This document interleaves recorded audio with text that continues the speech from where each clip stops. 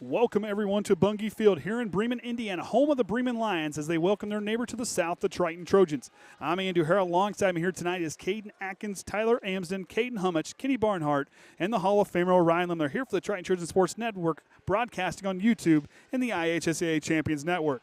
Up first in this matchup of two-win teams, the hosts for tonight's events, the Bremen Lions. Bremen comes in on a two-game winning streak after opening the season with a loss on the road. They're led by Jordan Leeper in his seventh season, and his Lions are starting to find their stride as they near the midway point of the season, led by a three-headed monster on offense with Mosier on the ground and the connection between Leidig and Graverson throughout the air. Their balanced offense putting up 77 points in their last two contests as they look to keep their momentum to influence play here tonight in all phases of the game. Triton comes in into this one as 11-point underdogs. Their offense has also been stellar, led by workhorse Anthony Beast Mode Shue with his 589 yards on the ground, has set the tone. Cole Shively's leadership from under center has benefited from a solid offensive line, amassing 1,100 yards of total offense in the first 3 weeks. The defensive front linebackers have been tone setters, led by Cam Shively along the line and Riley the Lumberjack Wood on the linebacking core. With them applying pressure and good play has set the tone for this defense. Coach Younis is in search of his third road win here this season as he has his group ready to go in this one. Kayden, you played in this game. This is a tough one up in Bremen. Tonight, the Trojans are going to have their hands full. Yeah, they are going to have their hands full. And you're right, I did play in a couple of these games. And to be honest, I didn't win a single one of these games against the Bremen Lions. The last time Triton has beat Bremen was in 2009. And the time before that was 2007. Those are the only two victories in the last 35 years.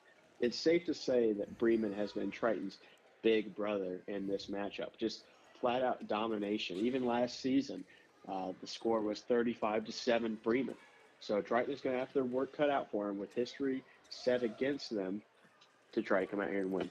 And, when we saw Triton's offense against Laville, and they got to play like they did against that first quarter against Laville, how they got to battle. But this group here, we saw them last week, they benefited from some strong play on offense. But for defensively, they've got to be ready to go, especially in the secondary. Yeah, defensively, it looked like last week, Casta came out and punched Triton in the mouth. Casta was able to move that ball basically at will in that first half, and then Triton made the second half adjustments, kind of put a stop to that. But they have to be ready to go. Leidig and Graverson, yeah, they have a nice connection through the air. 236 yards, and Leidig is averaging 125 yards per game with 4 passing touchdowns. So, but they can't focus too much on that, on the passing yards, because in the backfield, you have Lance Moser and Austin McKenzie, who can both carry the rock, combining for 6 touchdowns. And those guys, those Bremen Lions, we saw them play against a very good Laville team. They didn't put up any points, but last week against always a very tough Mishawaka Marion team, they pulled out a win there. But this is a group, like you said, put up 77 points in their last 2 games. Triton's defense, that front 7, is going to have to get pressure throughout the game, and it's going to be a long game because Triton, not a lot of guys play both. They have a lot of guys play both offense and defense. That front line is going to have to be big for the Trojans here in this one. Yeah, that's a big difference in Bremen and Triton. Looking at the Bremen roster here, you see a handful of guys who are going to go both ways, like McKenzie and Moser, some sets. But Triton, they don't have that benefit. If you are a starter on offense, you are most likely a starter on defense. So fatigue could be a big factor in this one. And for Triton's offense, now going back to what they've done well, they've competed extremely well in every game they've played in. Anthony Shue, like we said, 500, he's knocking on the door, 600 yards in the 4th week of the season. This guy has been elite, but that offensive line has done a great job opening up holes for him, giving Shively time to run the ball. With Triton's offense, I think they have a pretty good shot in this one to really make some noise against this Bremen team on defense. Yeah, Anthony Shue, 9 touchdowns on top of that. Just shy of 600 yards. I want to make that a focus point here. Anthony Shue has been able to find the end zone an average of 3 times a game in their first 3 meetings, or of the season, I should say. 200 yards per game, and guess what? He can catch out of the backfield as well. Swing passes, screen passes, whatever it needs to be, Anthony Shue can get it done offensively. But that's not to discredit Cole Shively, who, like you said, has scrambled. He has 5 rushing touchdowns on this year. He's been able to tuck the ball away, find open open holes in the defense, make guys miss too has been a big thing. He has been able to put some moves on some guys that'll make grown men fall on their faces. And Cole Shively, his athleticism, and like we said, that offensive line isn't great, but Cole is a very athletic quarterback. This is a guy who sees the field extremely well, like he said. 121 yards on the ground with him with 5 scores. The guy averaging about 5 yards a carry, but yet those 5 yards are a big 5 yards. It's like when you get down to the Triton gets down to second down and manageable, they got to find a way to continue to put themselves in good third down situations or possibly keep themselves out of third down. Situation would be great. But Cole Shively really sees the chains well, and he's a guy that knows where that first down marker is at, and he's going to get it across there. Yeah, whether he does it with his legs or through the air, he's got a couple options. We already touched on Anthony Shue coming out of the backfield. But also, Evan Bryles likes to pop out of that tight end spot and get open downfield. Had a little bit of a drop issue earlier this year, hoping he can get that worked out. But if he can get that squared away, look for tight end rollouts to be a big part of this Triton offense. And I think that's one if Bryles can keep his hands on that ball and kind of get flushed out, like he said, see what he can do in the passing game. But Amari Snyder's another one who's done some nice things in the passing game. You got Dante Workman. I want to see those receivers be ready to go if the ball comes their way. Get that ball, get 5 yards downfield, keep that positive yards going, and keep that clock running because I think that clock's going to be the Trojans' best friend on Friday night. Yeah, I could definitely see this game coming down to whoever has the ball last. I mean, we look at a previous matchup both teams had this season. Bremen faced LaVille week 1 and laid a goose egg. Lost 0-42. When that happened, me and you kind of looked at each other like, hold on, what's going on? Yeah, exactly. But then guess what? Bremen bounced back these next 2 games. And then when Triton faced off against LaVille, same result, 42-point loss, but Triton put up 14 points against them. Now, they did allow 56, but that's neither here or there because – that shows that these teams are pretty evenly matched just based off common foes. Yes. And going into this game, it could come down to the wire. And, and like I said, you go back to like how Triton has played, you look at those third down conversions, this team has done really good on – this defense is good on third down. I mean, they're forcing their guys to fourth down. They're benefiting from good play on defense as far as like you said, but it's going to come down to can the Trojans – withstand the race and see how well are they conditioned to go the full distance against this Bremen team, like we said, has caught fire these last 2 games. Yeah, fatigue is going to be big because Bremen has the ability to, if you are tired on offense, you just broke off a big run or something, you're getting subbed out, and someone who's just as good as you is coming in to fill your shoes and can do the same thing. Triton does not have that luxury because of the smaller school size and the smaller roster size. So we'll see what happens as we're all set here for this battle between Bremen and Triton as Bremen looks to continue their reign over the Trojans. And as for Triton, they look to get their first win at Bungie Field since 2009. Will Bremen continue their dominance or will the Trojans make history and upset Bremen? Find out next as the war continues right here on the Triton Trojan Sports Network.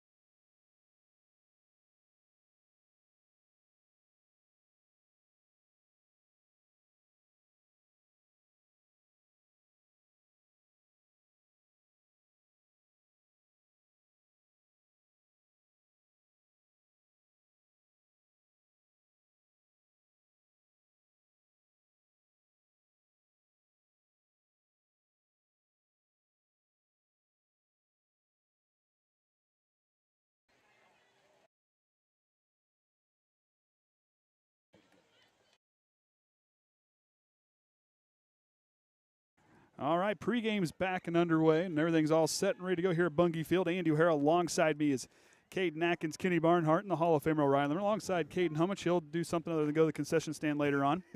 But you know that pregame, we talked to a guy in Indianapolis, and he must have teleported up here. Yeah. I'm only a short 2 hours away. No, it's like the Harry Carey thing with the 3D guy in the box. That's what we got. We got a hologram. He's a hologram. Yeah, there we go. That's what it is. That was really good there. So like you heard Kayden in the pregame as things kind of get underway. We're working from the away stands. One thing to note here, at least through the first quarter, we will not have a clock or scoreboard. We do understand that is not working. So it's because the sun is kind of hard. Nobody can see from the stands or the press box. It's really hard to read. Yeah, even us sitting in the stands, we can't even read it. So once the sun gets down, we'll get it hopefully up and going. And Caden's played on the field, and he couldn't see. So we're going to quick announce the starters here on offense for both teams. So at right tackle for Triton, we'll have Ethan Howe with Landon Lemler. On the right guard with Brady Snyder and the man in the middle. Trent Conley and Cam Shively will round out the whole left side. Cole Shively, of course, will be under center with Anthony Shue. Javen May out there in the wingback spot with Cole Irvine, Dante Workman, and Evan Briles in the tight end spot. For the offense for Bremen, you'll have the right tackle and Easton Reed. The right guard and Zach Schmucker. The center will be Anakin Kaufman. The left guard will be Luis Garcia. And the left tackle will be Sawyer Burks. The quarterback will be Silas Ladig. Right running back Lance Mosier. Fullback Austin McKenzie. Wide receiver Tyrus Graverson.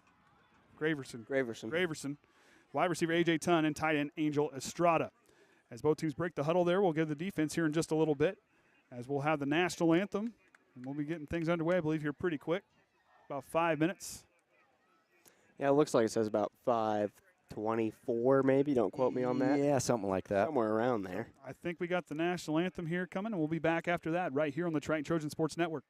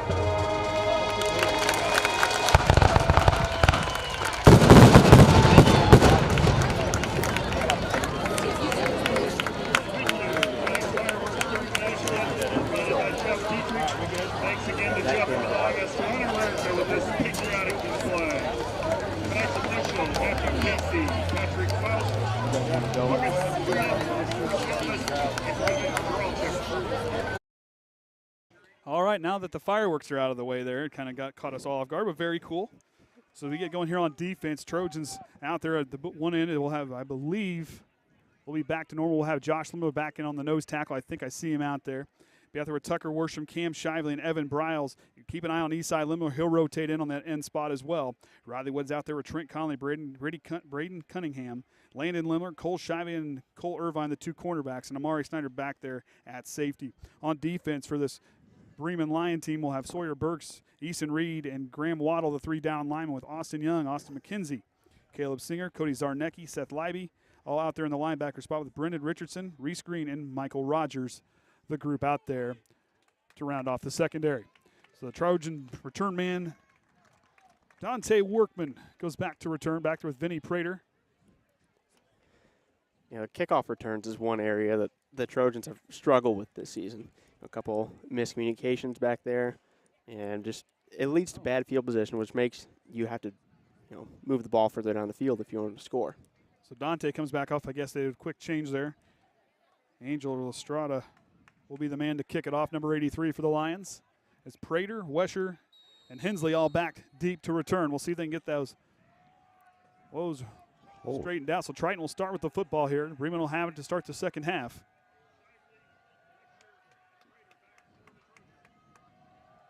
Strada sends a high kick into the sun. Short kick. So Hensley will take it inside the 20. He'll take off, bouncing through, and he'll get brought down. I believe it's around the 30-yard lines where they'll go 1st and 10. As we said in the pregame, in case you're not here, we will not have a scoreboard. I'm going to have it kind of up. I'll kind of update it as I can. It's the time I'm just going to update about every minute or so, but we'll kind of tell you as we can see the scoreboard. So we'll see how this Bremen front line will do. And this Trojan offensive line, Kaden's done pretty good this season, opening up holes for Anthony Shue and giving Cole Shively some time to throw. We'll see if that'll be kind of a thing to keep an eye on here tonight. Yeah, in the pregame, we'll like to talk about Anthony Shue has just shy of 600 yards, but none of that's possible without this offensive line in front of him. So it's a big first possession for the Trojans. Shively will send Workman in motion. Oh, miscommunication on the snap. On the snap, and Bremen takes over. Big turnover to start the game as the Lions will take over. See what we can see on that replay there. It's kind of quick. Workman was going across. It might have been a mishandled snap as he was trying to shovel it off, I think. Yeah, I'm not sure if this was supposed to be a direct snap to Workman or if Workman just didn't get out of the way fast enough. Cole Shively expected him to get across his face before he snapped that ball. I'm not sure. That's going to be one left to figure out on the sidelines. So now that Trojan front line, that defense is going to have to work real hard. Eastside Lemler out there in the end spot. Splitting out as Landon Lemler is going to come out here and guard the slot. Mari Snyder's going to load up here on the left side. It's 2 wide receivers left. No, Bremen likes to do pulling guard sets, and that's something Triton's seen all year. Every single team they've played has used pulling guard sets, and this one's going to the left side. Mosier has it. He's going to get through, and the lumberjack Riley Wood will get out there with the open field tackle and bring him down for a short gain. Right there, you saw a good thing. I mean, you saw Riley kind of jump up there, hit the gap, and got him waiting. I mean, a shoestring tackle, but hey, it's effective. Yeah, I believe that was Schmucker, not Shoemaker, who just immediately, as soon as that ball was snapped, he was out on the outside trying to lead block for Mosier, and the Trojans did a good job of sniffing that out early and wrapping up. That's a big thing. Don't just hit them. You got to wrap up. Michael Rogers back in now, number 5. He'll take the receiver spot out right. So we'll have 2 wide receivers here to the left. His ton, the tight end, will be here. They're going to stack. Mosier's going to be out of the backfield. Leidig out of the shotgun. 2nd down and long. Goes to Mosier. He's going to try to get outside. He's going to get caught with the line. And nice penetration by the Trojan defense to bring him down. Cam Shively and Cunningham all in there on the tackle. And that play was designed to go right up the middle, but the Trojans right there inside, like you talked about, just clustered it up, forced Mosier outside, and again, nice play on defense. And this Trojan front line is extremely good. You got guys, you can bring guys in, shuffle them out. Tucker Worsham, a guy who's a freight train, can take up some space, open up spots for your linebackers, really kind of bunch things up. But Evan Briles, I kind of saw him there at the very end, tail end. He got in there in a hurry and brought him down. Yeah, depth across the defensive line is huge. Keeps those guys fresh and ready to go for big plays when you need it, like this 3rd down right here. Leidig under center with the hard count. Goes to Mosier up the right side, trying to get a hole, and looky there, Braden Cunningham. Last season's leading tackler comes in with a big tackle, and nice job by trying to force a 3 and out. So we'll see if they punt, but if you're Bremen, I think I go for it right here in plus territory. Yeah, you're right there. You're on the Trojans' approximately 24-yard line. There's no reason not to go for it here. What are you going to lose? And we'll see what they attack here if they go back to pass. I mean, that might be a spot to keep things opened up. I mean, if Leidig's got a pretty good arm inside 15 yards, keep an eye on that. Yeah, 4th and medium here. So it's no walk in the park on 4th down. But they're going to come out, split backfield in the shotgun formation. Watch Graverson in the slot. Leidig now works out the shotgun. Favorite target. There's Graverson. That's where he's looking for, and they've got him covered up. Leidig throws it back up deep. Incomplete, and the Trojans force him out on 4th down. So the fumble does not go into fruition for the Lions. That's a big stop for Triton here in this first opening quarter. It is, but on that 4th down play, called it out early. He wants to go to Graverson. It was just a little slant inside. Triton did a great job of covering it up. They were ready for it, and the scramble drill did not pay off for the Lions. And that was a great pickup. Like I said, you saw him there in the slot. You kind of, like I said, you saw him watching film all week. That's where they were going to go with that ball. He's their guy. I mean, he is the passing target out there if Leidig goes back to pass. So Shively 1st and 10 from his own 23. Shoes in the backfield. Hensley out there in the wingback spot. As Workman goes in motion. A little bit better this time. As Shue will try to bounce upfield, but good penetration by the Lions up front as they'll push him back. Trying to see who's in there on the tackle, I believe. It was number 14 in there on the tackle, Seth Leiby. penetrating and jumping the route. It was a Pride Alliance out there on the tackle. Pride Alliance on the tackle. Oh, there you go. Pride Alliance. It's good to have Kayden back. I'm good for a one-liner every here and there. Oh, hey. Well, so far I can keep typing up. So we're trying to keep the scoreboard pretty close. About 9 minutes to go. So second down on 13 following the 3-yard loss. Shively of the shotgun. Wins right, just speed option. Gonna pitch it out. Shoes going to have to do some work, and here comes Libby again, teaming up Man, with Graham Waddle to help bring him down. Bremen's defense is Austin here. Young. I mean, they're ready to play. They sniffed that option out early. When Triton likes to go that twins right, 2 receivers right side, it's speed a lot of times. It's speed option just like that, and they're ready for it. Bremen's been watching film. So we'll see what Triton can do here. I mean, we're going to see the offensive line's going to give Cole Shively some time, and who gets opened up first, I think, is good. I mean, Snyder gets opened up pretty good if Workman can get open. But like you said in the pregame, Anthony Shue can catch the ball too. Yeah, and as aggressive as Bremen has been in this, I guess, second possession, a tailback screen would be beautiful call right here. So empty backfield for Shively. He looks left. He's going to go right on over. High pass, too high for Shue, and that's going to bring out the punt team, I believe, for the Trojans. Not a bad thing to have with Shively back to kick. Coaches want every possession to end in a kick, whether that's a punt, a PAT, or a field goal. Because a punt is much better than a turnover, especially when the ball is on your own 15-yard line. Well, and you got a guy in Cole Shively who can send it 45 yards down, no problem the other way. Quadruple threat we've talked about on here before. I'm telling you, one of the most athletic punters. It's good recognition by Riley Wood to send Hensley off. Too many men on the field. Good job catch there. Shively with time. Almost, and he gets blocked up front. Good play. And they pick it up right there. Number 20 for the Lions as he works his way up inside the red zone. That was Cody Zarnecki. You kind of see there's. Right here. Here it goes.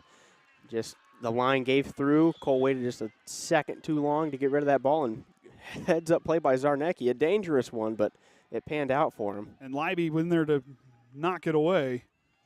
Big play for the Lions. So some big plays on special teams defense all over the place here tonight. Who wants it first on offense, I guess, is going to be the telltale here in this first half. Well, Bremen only has to go 7 yards here, so first and goal. Let's see if this Trojan front line can stand tall for 4 plays. Got to batten down the hatches. We'll see who steps up here. Oh. Tucker Worsham, the freight train out there with Cam Shive, the 2 nose tackles. Right. Bryles. Late substitution. Ton ran off the field, and so. Jumbo set for the Lions. And something happened there. There we go. Here we go. Lady with the hard count, trying to get the Trojans to jump. Left side go to power. Mosier, and Triton plugs the hole well on that play. We talked about it. That defensive line, they can have a field day on that interior right there.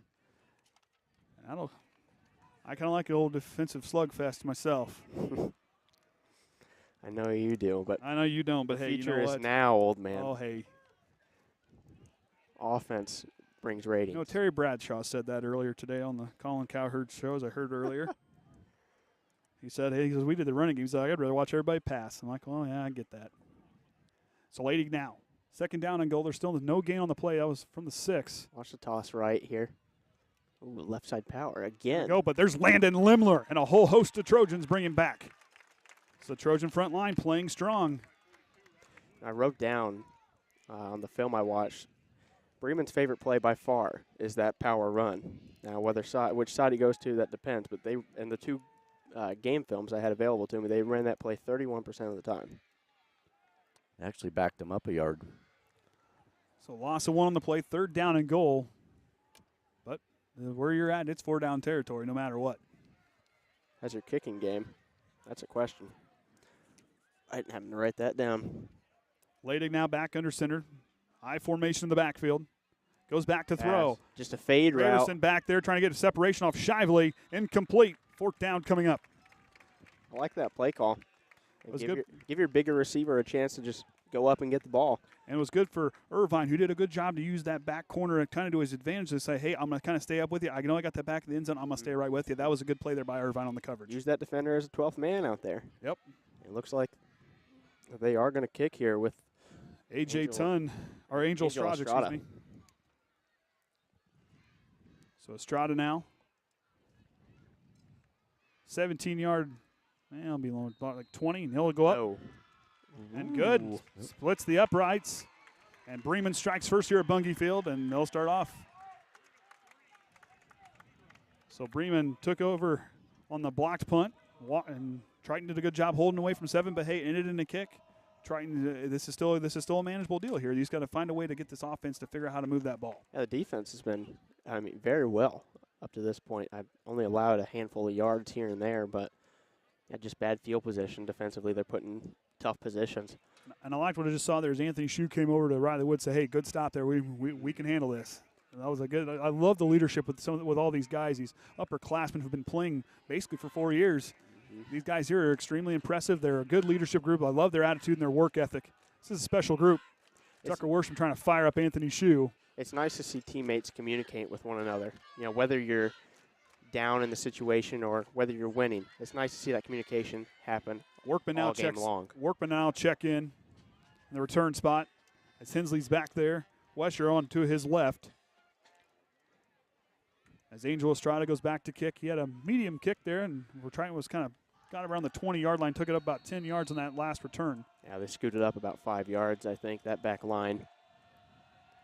So line drive kick this time. Squib kick. Hensley's got to pick it up. Fall on it. He picks it up inside the 10, trying to get somewhere, but what a play as Braden Parrish gets in there and brings him down deep in Trojan territory. A play like that, once that ball gets to you after it's bounced 4 or 5 times, your blockers are done blocking. The play is broken. Fall on it, take your loss, and get the offense out there. You don't want to risk a fumble in that situation. So first down and 10 from their 11-yard line.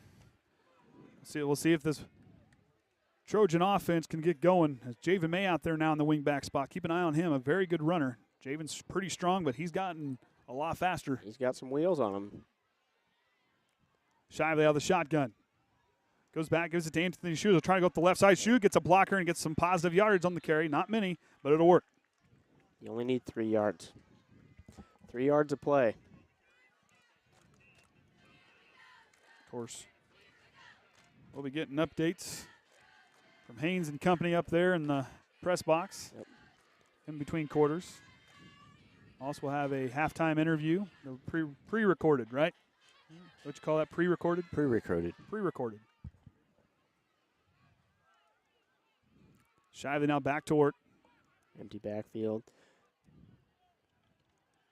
Trips left. Shively's going to take off and run. Shively with some wheels. Cole Shively up the field. Shively up. Lowers his shoulder. Drives all the way through for a big gain. Going from the 14 all the way up past the 30.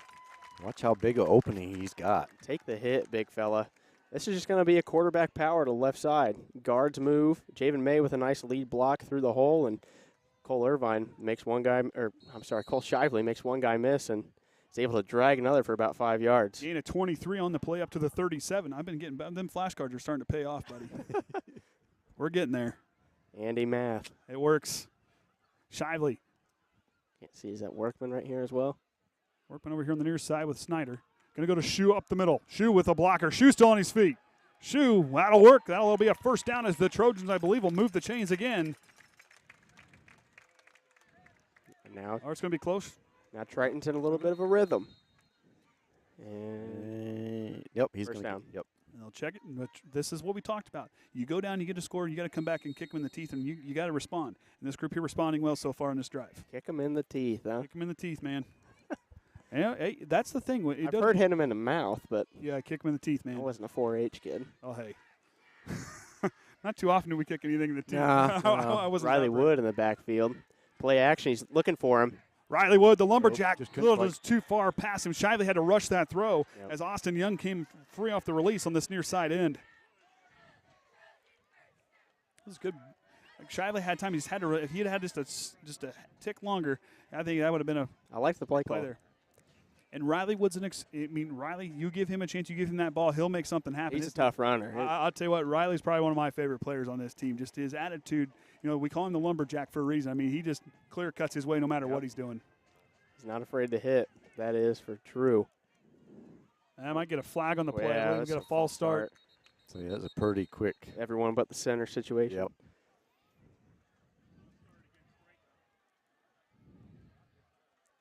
So that'll bring up 2nd down and 15 now from the 42. Back them up now a little bit, but and you got to call another play because he almost ran that one all the way out before the whistle was blown dead. I think that's why some may have moved. There's now 2nd down and long. We'll see how they handle this here as Javen May in the wing back spot. Wood and Shue in the backfield. Maury Snyder here at the near side. Going to shift. Both of them. Both of them over. Heavy Now to set. Shue, trying to bounce it outside, trying to get through. Gets past Libby. Shue trying to go upfield. Stiff arm. Shue on his feet and gets pushed out of bounds. And that'll make 3rd down and manageable. Nice carry there on 2nd down. It looked like a whole lot of nothing, but Anthony Shue was able to make that one-man miss in the backfield and turn the corner. I believe it was Libby back there. And one thing you got to really appreciate about Anthony Shue in his running style. I mean, he's a very strong runner, but he's instinctive. And the thing is, he keeps running forward. He's a guy who, in his mind, he's like, I'm going to still keep going. He uses his body in every which way. He bends, he moves, he pushes. He's strong from head to toe. And that shows right there. And plus the work ethic this kid puts in, one of the best running backs you'll see in 1A. He doesn't stop running until he's on the ground, and I've even seen him run a little bit after he's on the ground. Hey, jumbo set for the Trojans. I like it when they drop Cam Shively back there in the backfield. Cole Shively Lead gets opened blocker. up. Cole Shively on his way. Cole Shively still on his feet. Down the sideline. That And it beat, gets he's pushed pushed out out of by bounds. Libby. Shively gets out and about. There you go, the jumbo set. Yep, jumbo set. I The mean, wrecking crew leading the way. Triton is telling you, we're going to the left side. Try and stop us. And I'll tell you what, all that meat back there in the backfield. Cole Shively, he's just got to choose his lane to run through. He had a couple options there. That's a grand champion set right out there. And if you're going to go with the line of beef steers out front to block the way. Good night, 11. The wrecking crew leading the way for another 1st down. The Trojans moving the ball. Long possession here for them on this drive. Keep Bremen's defense out there. Wear them out a little bit. They haven't seen the field much before this drive. Cole Irvine, the wide receiver out here, right. Jumbo set again for the Trojans. They're going to go up counter. to Shue on the counter. Shue gets a spin space. Shue with the stiff arm, rolling forward. Anthony Shue, beast mode, kicks in, and I believe pushed him up forward for another Trojan 1st down. Now you run that heavy set enough times with Cole Shively just following the lead blockers. That's what sets up that beautiful counter and Shue to take it back to that opposite side. Nice thing is we're getting to actually use this end of the field. It seemed like we spent all the Staring at all the rest of it clear down at the other end. Looking in the sun for the first 5 minutes of this game. Oh, we got about another 15, 20 minutes of that. So it looks like the ball's on the 10. So 4 minutes and counting left here in this Yep. 1st quarter. 1st and goal. Heavy set. Shive is going to follow that wrecking crew through the Pride of Lions and gets himself all the way down to the 1-yard line as they'll set up 2nd down and goal.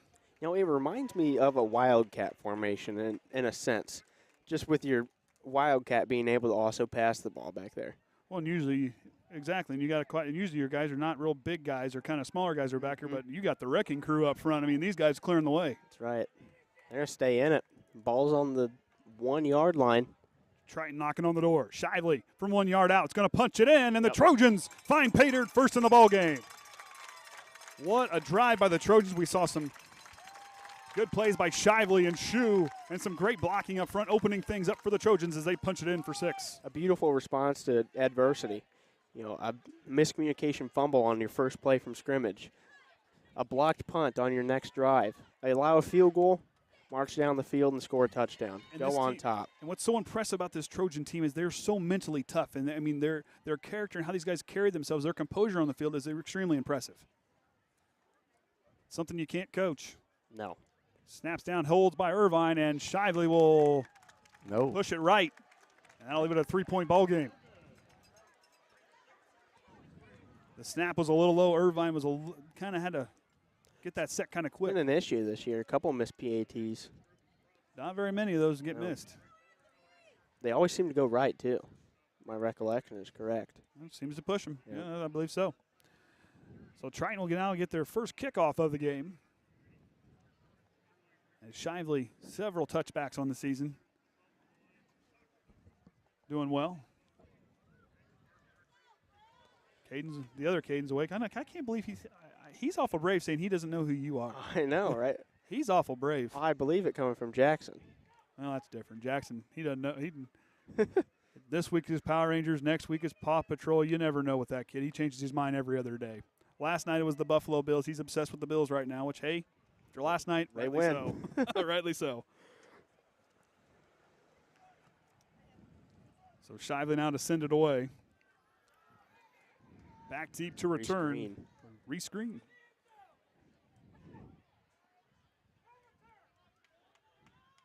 So we'll see how the Trojans have covered the kickoffs really well this season. That's one thing they've really improved on. A lot of speed out there for this kickoff team. Shively included. Stay in your lanes on those kickoffs. Shively sends that right leg and punches it back deep. And a touchback for Cole Shively as the Lions will start from their own 20-yard line. I'm telling you what, I don't know what you're going to call this guy. He does it in all phases. He kicks, he throws, he runs, he tackles, he covers. Cole Shively's the whole package. The X Factor. The X Factor, there you go. The versatile weapon. My goodness. MacGyver was a football player. There you go. Do it all, man. See if the Triton defense can continue their very good first quarter. They're getting good push there, especially over the Anakin Kaufman. He's had his hands full. He's had a tough time with Lemler right there. Josh Lemler. Spread formation. Lemler gets a good push up front, laid it back to throw. Going to run into Evan Briles, and Briles with the sack. Got those long arms, never let him go. I believe that's the 4th sack of the season for the Trojans. 5th? 5th team sack. 5th team sack on the season, and Evan Briles has had a couple of them. That's his first. First solo sack for Evan Briles. And Evan with him long arms, good penetration, good push off the edge. Evan's got a lot stronger in the offseason. That's what you want to see from a football team. See those guys take those steps on their own in the offseason. 4 wide receiver set for the Lions, 2 to the right, 2 to the left. Laydig out of the shotgun. Hard count. Drops back. He goes, but he's going to go with the drop play to Mosier. And nice job. That would leave that right there. Cam Shively, the big man, rumbling in there and shoestring tackle.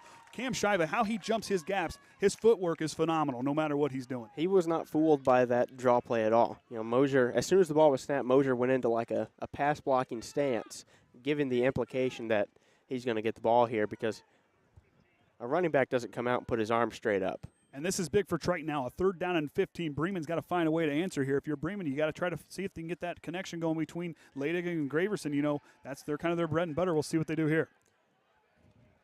Yeah, he was. They're gonna kind of bunch him up. Yeah, bunch.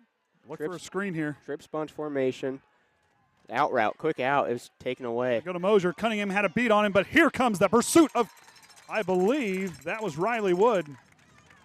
A lumberjack chopping him down. Esai Lemler and Riley Wood, the lumberjack, clear cutting that one, and Triton forces a 3 and out. Second time they've done that here tonight in this first quarter. I'm impressed with the Triton defense so far. Watching this group and getting to see him talk to Coach Whitaker, as we'll see his interview later in the year, I love how Whitaker coaches this defense. It's just these guys here are hungry. They're flying to the football every single chance they get. Some would say tenacious. Hey. Bremen will send it away. Workman back to return, takes it. Punt. Workman trying to find a corner on the outside, cuts back in, stiff arms, and he'll get up forward for a plus return there as he'll get inside the 30-yard line. After that return, it's a net punt of about 13 yards.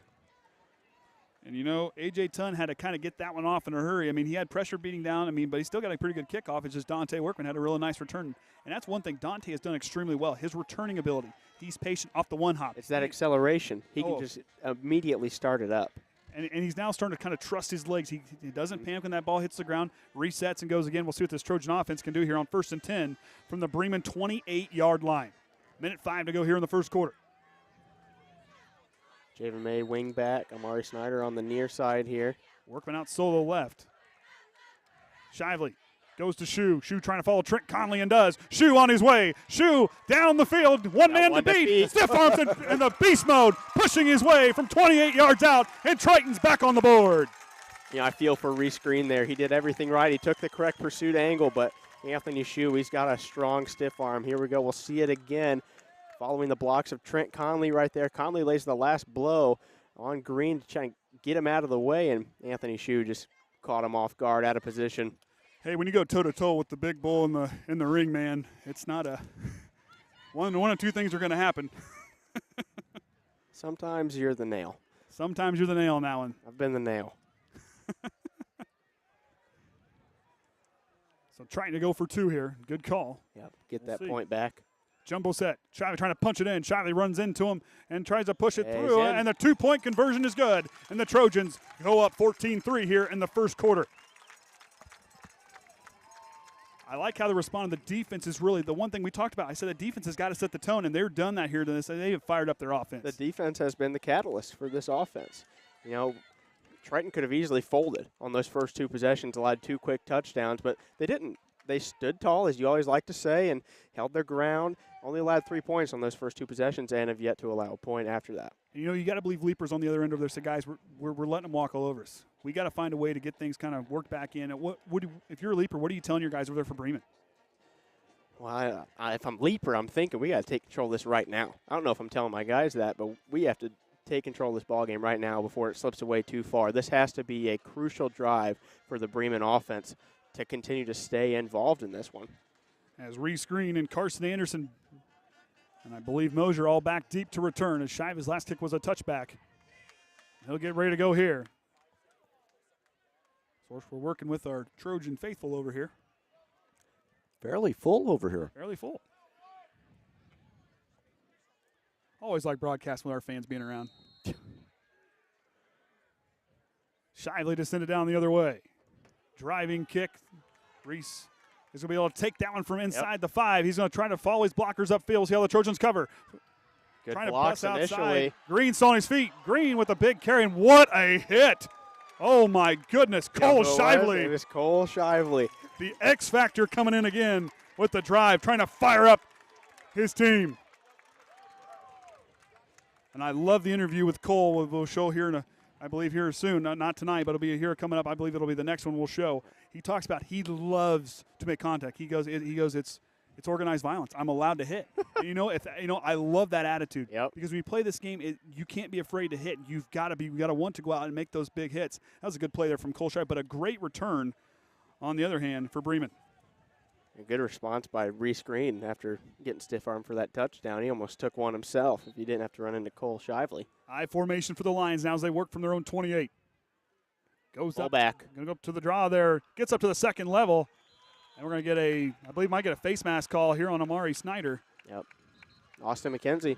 He's been patient in that fullback position. He doesn't get a lot of carries, but when he does, he produces. He's got 51 yards but 2 touchdowns on the season, and that just tacked on another 10 yards right there.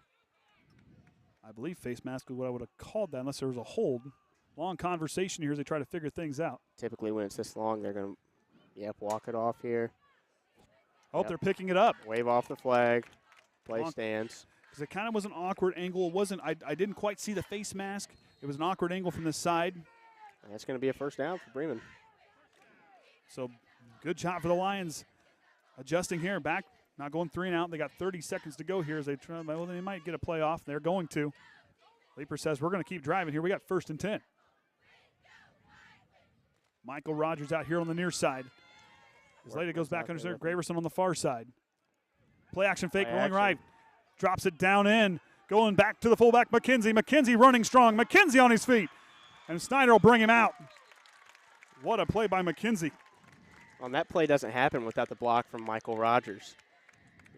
Rogers is essentially a decoy on that play.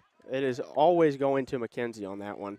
And Rogers just has to make a good block, and he did on Dante Workman, got him out of position, and resulted in a big game for Bremen. And we said, Leaper, he's like, hey, we got to get control of this. And right now, right there, those 2 big plays for McKenzie, trying to set the tone here as going into the second quarter. A.J. Tunn will be out here on the near side. Must have ran out of bounds there. Graverson stopped with about 8 seconds to go in the first quarter. Now 1st and 10 from the Trojan 42. Keep Back giving it to him. To McKenzie. The big man rumbles forward, and that's going to do it for the first quarter. Triton leading 14-3. So we're going to take a break, get a word from the IHSA, and we'll be back right here on the Triton Trojan Sports Network.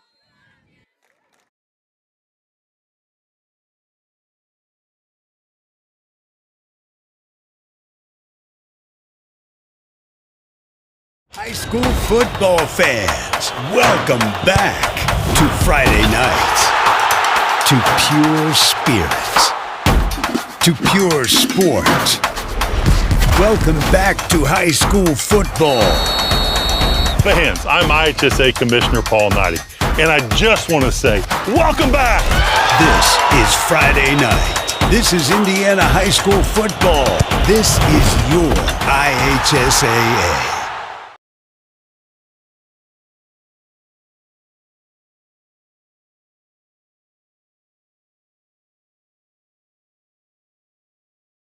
All right, welcome back, everyone. Andy O'Hara alongside me is Kaden Atkins, Kayden Hummitch, Kenny Barnhart, and the Hall of Famer Orion Lemler here for the Triton Trojan Sports Network, broadcasting on YouTube and the IHSA Champions Network as we're live from Bungie Field as the Trojans took a 14-3 lead into the second quarter.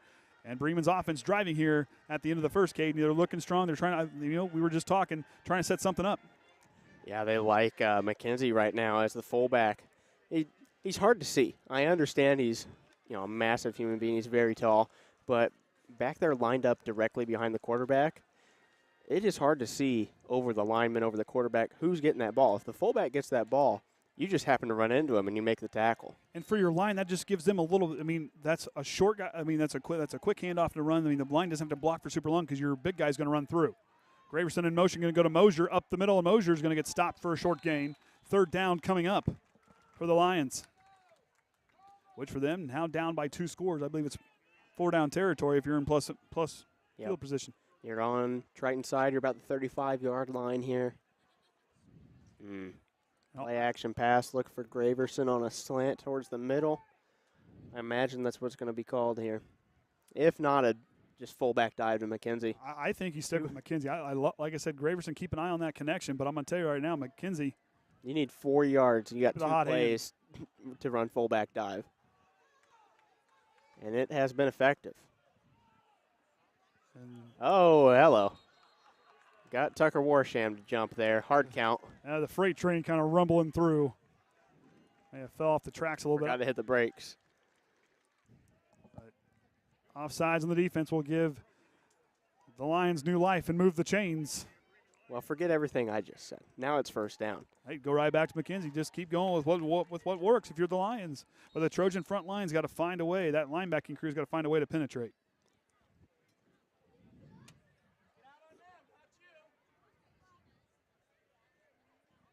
Triton, 5 first down. That's Bremen's third down of the ball game.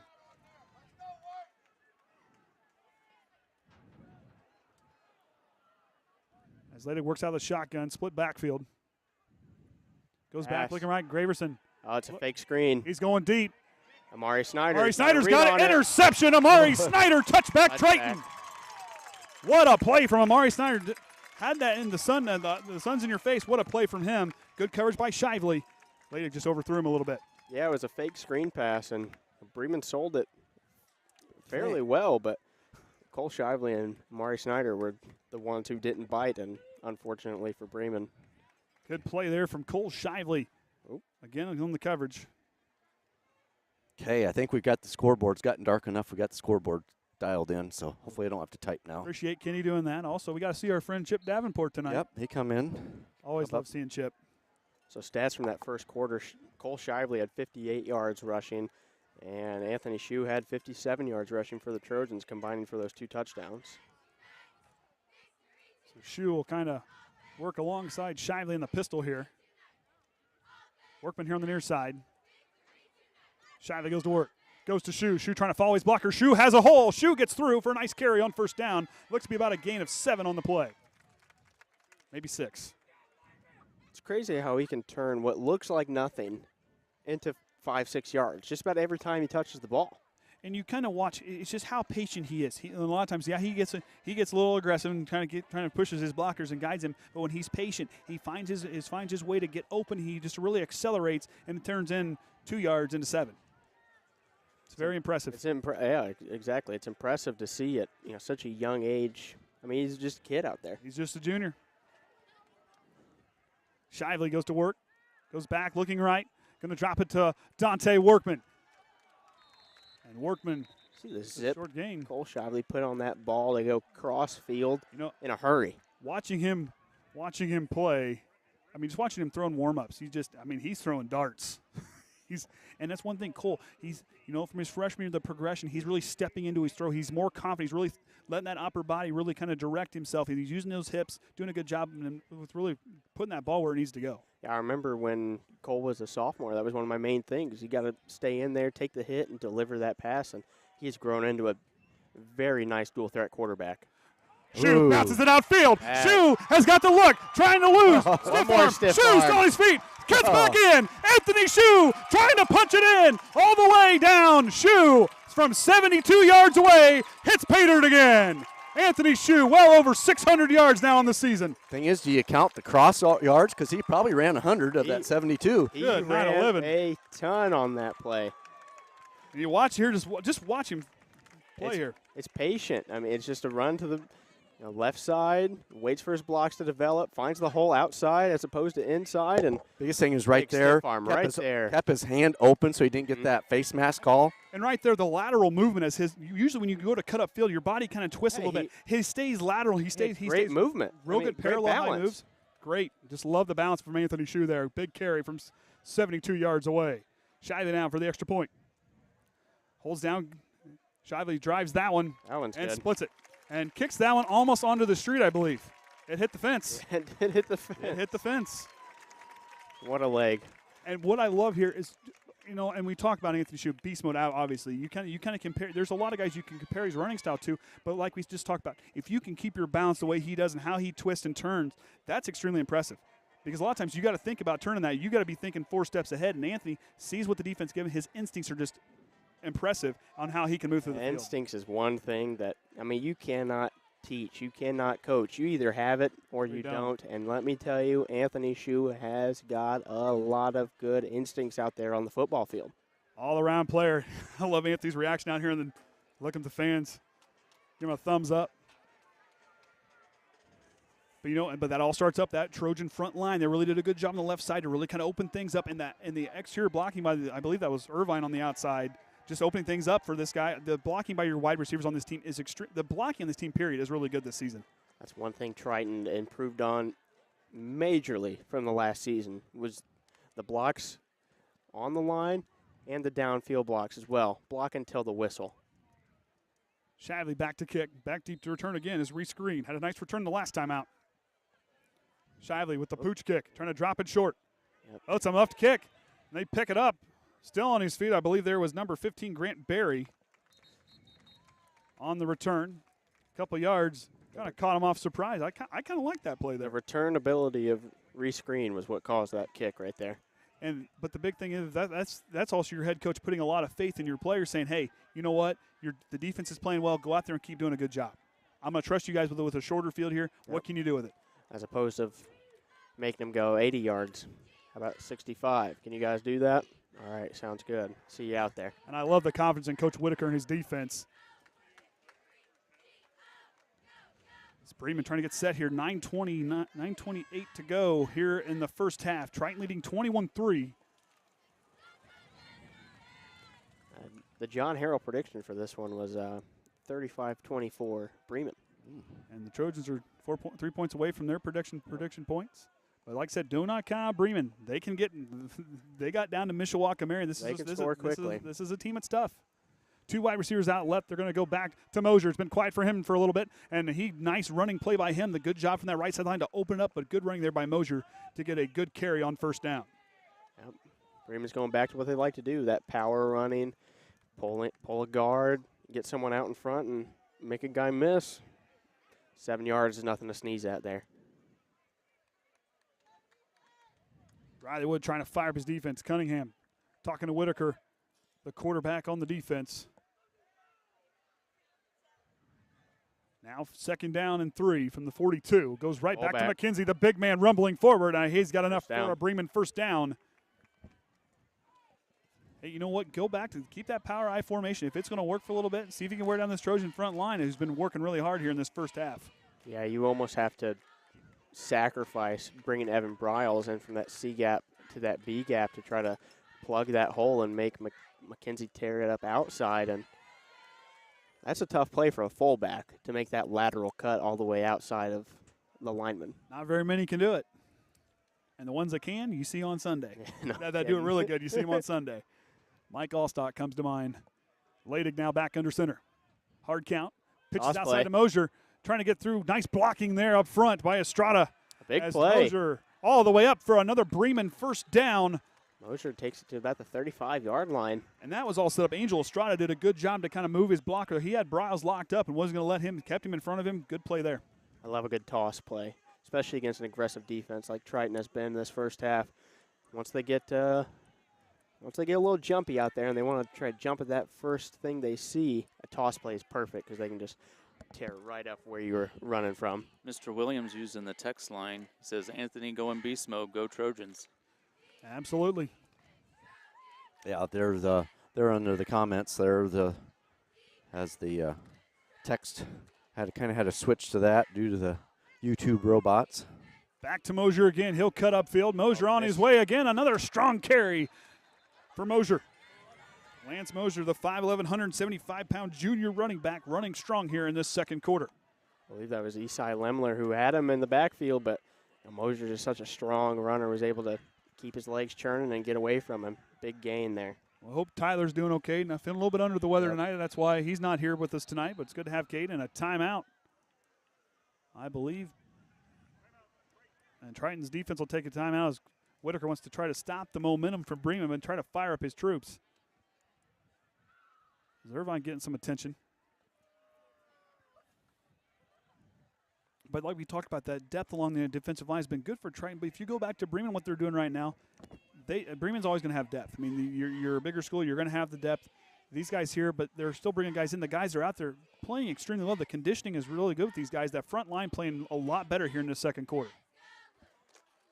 The defense has played well, and Bremen is marching right now and has an opportunity to punch it in here, but I don't know. I have faith in the Trojan defense so far. Yeah, I think that's what Coach Whitaker's out there to say, hey, we've stopped them.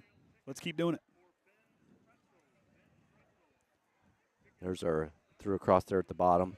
The text line. Our text line. You see anything, want to send us a text, and Orion will get it and relay it over. So first down and 10 now from the 21-yard line. Leidig has 4 wide receivers set to the left, 2 to the right. Oh, I guess I better put it on there. Toss play. Goes to McKenzie. McKenzie bouncing McKenzie back outfield. there. Shively makes the play, trying to pull him down. Holds the nail and waits for the hammer to get there to help bring him down. And I think if you're Trojan, if you can keep him out of the end zone right here, you talk about that momentum shifting right back. That's one thing. If you're Triton's defense, we got to keep them out of the end zone and maybe force another field goal, but don't let it end in the end zone this time. Yeah, just over 6.5 to go in this first half, and Bremen will get the ball to start the second half. Yep. So, looking at Bremen's side, if they can score a touchdown here, cut that lead down to 11, they get the ball again, march down the field. It's a ball game. Well, you got 6.5 minutes. If you can continue to bleed that clock and run all the way down, you got a chance to do the old Patriot thing and go back to back. Yeah, The end of the half and the beginning of the half. it's not a bad call. Mosier going to take it all the way outside. Good lead blocking by McKenzie, trying to cut back through his Mosier. He'll find a way. And a nice carry up the way, I believe. That'll bring up third down. I'll talk about the patience that Anthony Shue has. Mosier showed it right there, too. That first initial hole was not open. He was able to be patient. He had his hand on McKenzie back there, kind of pushed him out. Go out here, I'll follow you. And that right there, just that patient running. You're seeing this up here too. I mean, I wouldn't call big schools with the running back, but the patience by these guys. Usually this is something you'll see at the bigger schools, and you kind of see things a little bit different than 1A and 2A, but how these guys are running here, these two running backs, are something really special to see here tonight. Mosier is a very good athletic running back. Yep. Do make no mistake. McKenzie's doing a good job blocking and running the ball. McKenzie's been kind of the X factor for Bremen here in this first half. going fade route. Going up deep. Workman got beat. Tun's got to spin away. That was a good move by Tun. Got Workman to turn around. A little back shoulder throw. Put it where only your guy can get it, but fell incomplete. So now we have fourth down. This is a big fourth down right here in this first down. Every down's big, but this one here I think is insurmountable if you're trying for the momentum to shift it back to your way. But Bremen, if you convert this, you're still rumbling forward and the clock's still running. Watch your hard count here. They got him earlier in this. Bremen got Triton early in this. And Leidig works out of the shotgun. Oh, excuse me, that's Mosier of the shotgun. We're going to go a little bit of a wildcat. Read option. Leidig's out right. Mosier trying to find a space. Oh, my goodness. I believe that was Landon Lemler shooting the gap and bringing him down. Trojans force a turnover on downs. McKenzie missed him. McKenzie's a lead blocker on this play, and he doesn't know where to go. He sees Landon Lemler late. And yeah, he was just tucking in behind and ready to pop. That was good. And that blows up the play. And then you see Evan Browse kind of come there on that near side, really kind of made McKenzie kind of second guess, where do I go here? But Landon Lemler, he locked in and brought him down. What a play from Landon Lemler. Big play there for the Trojans. 5:23 to go here in the first half. They'll start 1st and 10 from their own 18-yard line. It's going to give them a chance to score here before halftime, potentially expand their lead. Do you know who Buck Freeman is? You're asking me? Yeah. It's Hunter McIntyre he's watching. Oh, hey. He didn't say anything. It says his name's Buck Freeman, and it says Hunter McIntyre. Well, that works. Ooh, we're breaking Outside through. again. Cole Shively gets brought down by Lively as he goes all the way up to the 50-yard line. You okay over there? Yeah, I'm good. I'm a little concerned. I mean, this is your first game since was it regionals or was this? It was basketball regionals. Regionals. Kayden's got to shake the rust off. Yeah. He's been doing those pre-games and that. Yeah, and he can. Hey, let's just tech erase support. that and start over. So, Hey. yeah. But good carry from Shively to go from the 18 all the You way with back. me now? Yeah, that's what I was. I'm 35. I put 2 and 2 together. All right, now 1st and 10 from the 50. Inside 5 minutes to go here in the second quarter. Shively goes to Shu. Shu trying to follow his blockers, cuts upfield. Shu has another look. Shu, one man to beat all the way through. A nice play there by Reese Green again to trip him up. But good pursuit there by, I believe that was Cody Zarnecki to help bring him down. And that was set up by that block initially by Landon Lemler. He pushed his man out of the play, so Anthony Shu could just shoot right up there. And big play. Big plays happen when you block up front correctly. 19-yard gain on the play. You won't guess where we have somebody watching from tonight. Won't guess. Not out of the country, but pretty close. Pretty close. They on a boat in the ocean? Like off In the coast Alaska? kind of thing? Oh, No. there you go. He'd be Hawaii? Yeah. Oh, looky there. I got that one. Look at that. I was close. Do you know who's in Hawaii? I have no idea. Zach Clark. Zach Clark. Well, thanks for watching all the way out there. He's an 09 alum, and he says he'll be here on senior night. All righty. Go. So he's watching a good afternoon game, about 6 hour difference. Yeah, I was going to say, I was trying to think about Yep. what time it was about out there. About 6 hour difference. So I didn't want to guess. I'm doing good so far this season. I've Kate's here. been out there, so that's kind of going in the middle of the summer. So just 6 hours, so it's not too bad. All right. Yeah, I'll let you know if you mess up. I'm here. I know you will. Hey, you know what? I did my practice. It's not a 3-minute delay when you mess up now. Yeah. Hey, we're going to mess up. It's quick, at least now. So the Bremen student section trying to get fired up across the way. I think they're trying to fire ours up, and we've only got about maybe 20 to their 100. I have to change glasses here at halftime. I don't want to change them yet.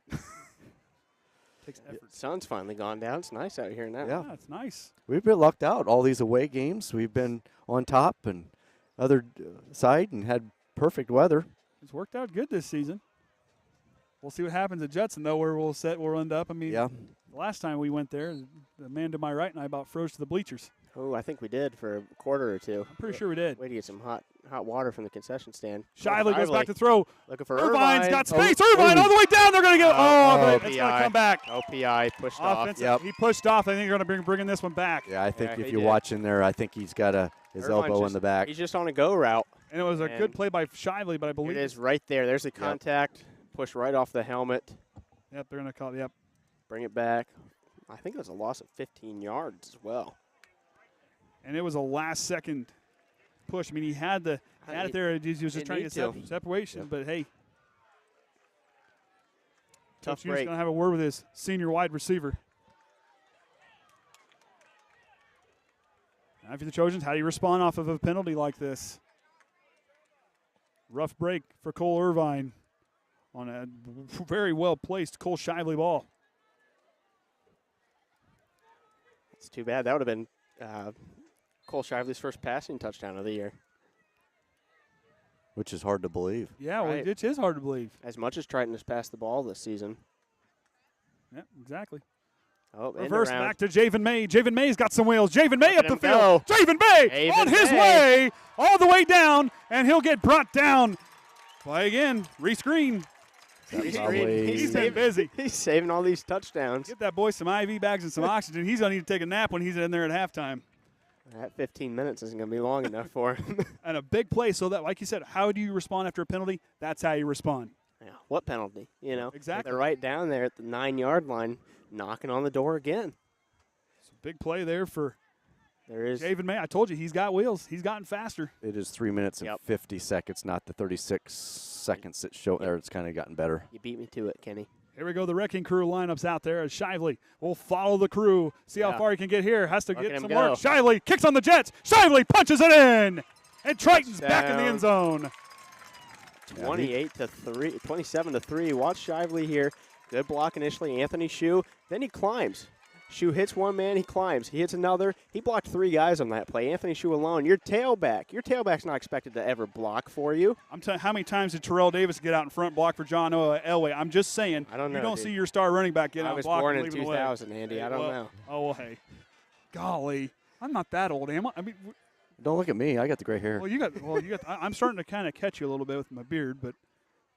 So Shively out a kick. Point after touchdown holds good. Drives it through, but I think that one. Yep. Got it. Line drive through.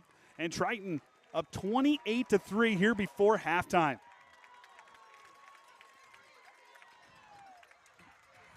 I'm telling you what. I don't want to get ahead of myself. I'm telling you what, just how they're playing. You got to now. Hey, it's one half of football. You've got to play 4 quarters. I mean, that's one thing. You got to be. If you're the seniors down there and you're telling those guys, say, hey, we're good. It's not over yet. Let's keep working. We got work to do. You have to put together 4 quarters. But when you don't have like a whole team defense or a whole different set of crew on offense, this right here, this momentum, this fires you up. This puts a fire in your belly. One thing is you can't get complacent now on defense.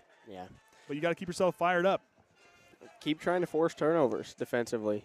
Don't allow that extra 2-3 yards. Don't get dragged. Just gang tackle, be there, and play like you've played this whole first half. They're cheating Cody Zarnecki kind of. Well, I guess maybe not. We'll see if Shively will drive it. See if he'll drive it deep again, or if he'll drop it short. Shively now back to kick. I could see him dropping it right about that 20-yard line. If we can kill it right above that second line. Trying to drop it over that second line. There you go. Good call. As that one's going to kind of roll, and it's going to be Zarnecki drops on it. And the Lions will take over around the 34-yard line. I was pretty close. 40? 34? No, they're on the. Yeah, they're on the 30. 30. They're on the 30. I'm used to being up top and. Yeah, I say it's down here. It's a little. It's tough to see yard lines from the stands. Their numbers aren't filled in either. Nope. Outline numbers. Hey, throwing it back. Throwing it back, yeah. I like the outline. 29. It's on the 29. Yeah. Had to wait till they got her updated. So 3:37 to go here in the first half. Bremen trying to fire up their offense. So a leaper draws up here on 1st and 10. It's a big drive for Bremen. You have to put points on the board before halftime. Give you guys something to think on other than that 25-point deficit. 2 wide receivers right. Going to go back to Mosier. McKenzie. McKenzie drives through, and there's the lumberjack Riley Wood alongside with Cam Shively to help bring him down. I think he might have got maybe 1. The lumberjack clear cutting away again. Second down and 8. They'll give him 2 yards. Him 2. There's a long yard. And like I said, the one player I just keep talking about is Esai Lemler's just doing a good job on that end. He's only a sophomore, and he's playing extremely well here alongside Cam. That's nice, strong leadership from Cam Shively and Josh Lemler in the middle. Yeah, he's got a good guy right next to him to learn. Pass play. Looking left. Going to drop it back on over there to Michael Rogers, and I think he's going to be close to a first down as Triton was fighting with him there. Pretty much 3rd down and short. Pretty much he was going to get dropped right when he caught that. 3 guys around him. But it was a good job by him trying to get, he may have picked up another yard or two, a yard and a half on that. That was a big move there to try to cut back in and try to get upfield. And a little something different. They hadn't been really doing that pass play and just been driving, so throw that one pass in there just to kind of throw them off. Sets up a good 3rd down opportunity right here. Power high formation now for the Lions. 2 wide receivers split, one to either side. And that's a gonna be a false false start on start. Mosier, and Mosier knew it too. If Mosier, Here's the thing. If Mosier knows he's not getting the ball here, run out like you're going to go play slot receiver like you were motioned like that. And that's kind of one of those things he was, he saw where he had to get to and just got a little excited there. And the hard count from Leidig. And that's one thing watching Leidig on film. His hard count is really good. I'm going back to Culver. I can't remember the young man's name now. It's going to escape me. It had been about your senior year. That young man had a heck of a hard count when he had Dittmeyer in the backfield and all those guys. Who was the quarterback? Keller? No, I don't think that's right. I'm trying to think. I think. Is that not his name? No, he plays basketball. He's a senior this year. Oh. Leidig out of the shotgun, split backfield, looking left. Tries to go to A.J. Tunn. Too high. Incomplete. Fourth down coming up. And Tunn is down. He's holding that ankle area. So he was pretty close. It just a slant here. And see if I couldn't see where the issue was. I hope AJ's okay. He's a very instrumental part of this Bremen team, not just on the field, but off the field. And, he's a tough kid. He's a big, tall target, and he's a good leader on this field for Bremen. I think it's just the way he landed because he didn't really get hit. Oh, yeah. Just the landing. And he kind of had to go up there to get that. It was kind of a high pass. It was a good try by him. He got his fingertips on it, just couldn't quite bring it in. When you go up like that, you're leaving yourself defenseless. You're going to land however you land, and unfortunately drew the short end of the stick there. As they take a look at him, like I said, hope he's okay. You never want to see anybody get injured in a game. You want to see him play all the way through, and he's a kid that, we've gotten to watch him over here the last couple of years. I mean, being a senior, got back up. We'll see if he can walk out under his own power. He's going to get some help. Yeah, must have just landed on that foot a little wrong. But, hey, look at him working under his own power. It's a tough kid right there. We hope to see him again later in this game. Yep. Mr. Williams likes the pass block power. That's right. He abbreviated it, and I had to look it up. I'm sorry. Okay. Don't. Here comes a punt from the Lions on 4th and 7-ish. As Lance Mosier back to kick. Workman will have to take it. Back to return. I believe the second punt by them here tonight. It is. Mosier now. If Workman can get a good return like he did the last time. Oh, this ball is short going kick, straight up a lot in of the hang air. time. Riley Wood saying, get away from it. It takes a Trojan bounce. Oh, no, Eastside Lemler, did he touch it? He touched it. Nope. He touched it. On the way is Reese Green. He's going to punch it in and get pushed out by Cole Irvine. Eastside Lemler, I believe, touched it. Are they going to play? I believe he was down. We're going to have a discussion with the referees here. They're going to huddle up. See if we can see anything. It was close. I think he did, but I don't know. It's too hard to tell from this angle. So here's the punt. Straight up in the air. Went 80 yards in the air, 10 yards forward. And, everyone's talking down there. I heard a lot of commotion from the players. Hey, stay away. And I don't know. I don't know. That's close. I don't know. From here, it kind of looked like it went over his arm. I don't know how the ball was bouncing before he dove. Yep. It's hard to see. But Bremen now knocking on the door. 2 minutes and 3 seconds to go in the half. They've got great field position. They're going to give off him the the ball. Kick. Yep, we're going to give it to him. And you say we couldn't. There's just from that other side, probably could see a little better. I like this timeout from Coach Younis trying to get everybody kind of throttled back in after that play. But if you're Bremen, that's the kind of bound, that's the kind of break you need after going, 3 and out and got backed up on a penalty play. And now you're back to kind of where you got out. Oh, gosh.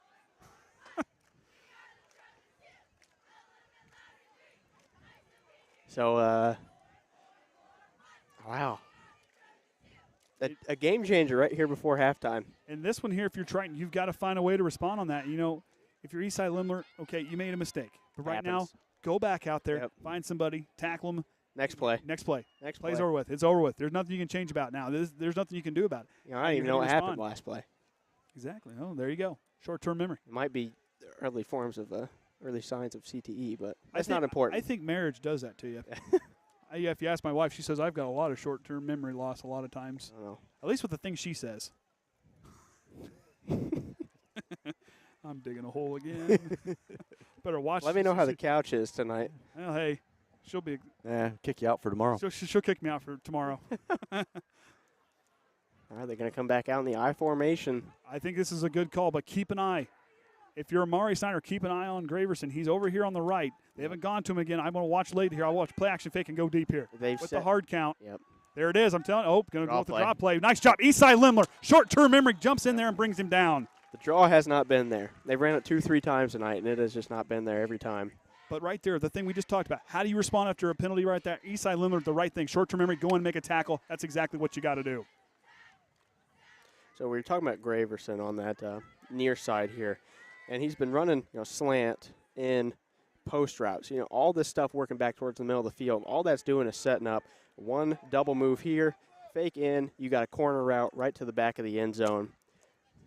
If Lading can get it there. Lading goes back, looking left. Going to try to drop it again and gets a good pass. Oh, they're going to be incomplete. It's going to come out the end. He couldn't take it. That was Rogers. Couldn't take it all the way to the ground. Incomplete for the Lions. He had it pinned right on his shoulder pad, but the ground forced the incompletion. That ground is something else, man. Dude, I'm telling you. It's the worst. You're a wide receiver, you know. Get rid of the ground. Just get rid of the ground, man. Just get rid of it. Let's go play on the moon. One day that might happen. I mean, you kind of see these stadiums. It's going to happen one of these days. Whew. Hope so. Minute 21 to go. 3rd down and 14 for the Lions. Working from the Triton 23-yard line. Estrada, you got a big slot out there on this near side. He's going to drop out to the screen. Ladig's going to go up. There's Graverson, cuts inside, and he gets brought down. Almost gets that one ripped away. Good play there from Landon Lemler and Cole Shively. He's tackling at the ball. He's not even trying to tackle the man at this point. He is just trying to rip that ball right out of the hands. I love it. Yeah. 4th down and 8. Inside a minute to go. I think it's just a tad outside of Estrada's range for a field goal. Be a 34-yarder from here. See, that's the one I'm still struggling trying to figure the field goal. I'm still learning. You ever hear the lonesome kicker by Adam Sandler? I'm going to have to look. 7 yards for the snap, 10 more because the goalposts are pushed way back. Oh, true. 17 on each. I just got to think about it, okay? Comes second nature to me. Yeah. That was in the flashcards. I kind of wonder if there's going to kind of let it run down here and see if Leaper kind of gets a chance. Yeah, 32 seconds. They're going to take one last shot at the end zone here. Get this fixed here. It's not the 9th down. Which one should I get for tomorrow? Top, middle, or bottom? Just get all 3. Yeah, right. I'm going to have to wear a work shirt because I don't have anything else red.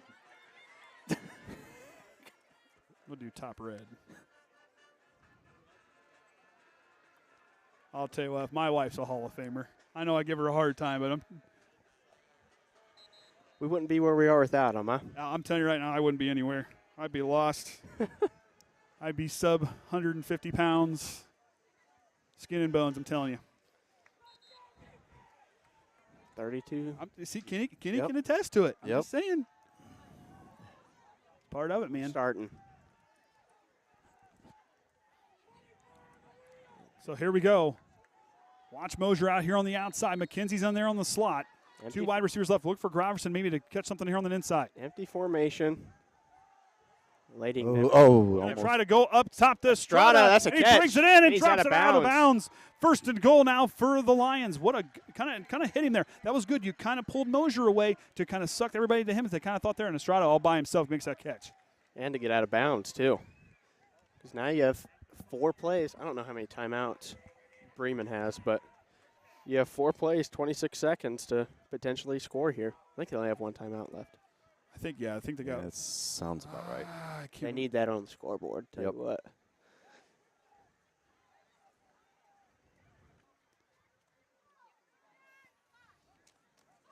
Got a new guy in the backfield. They're going to have Austin Young back there, number 6.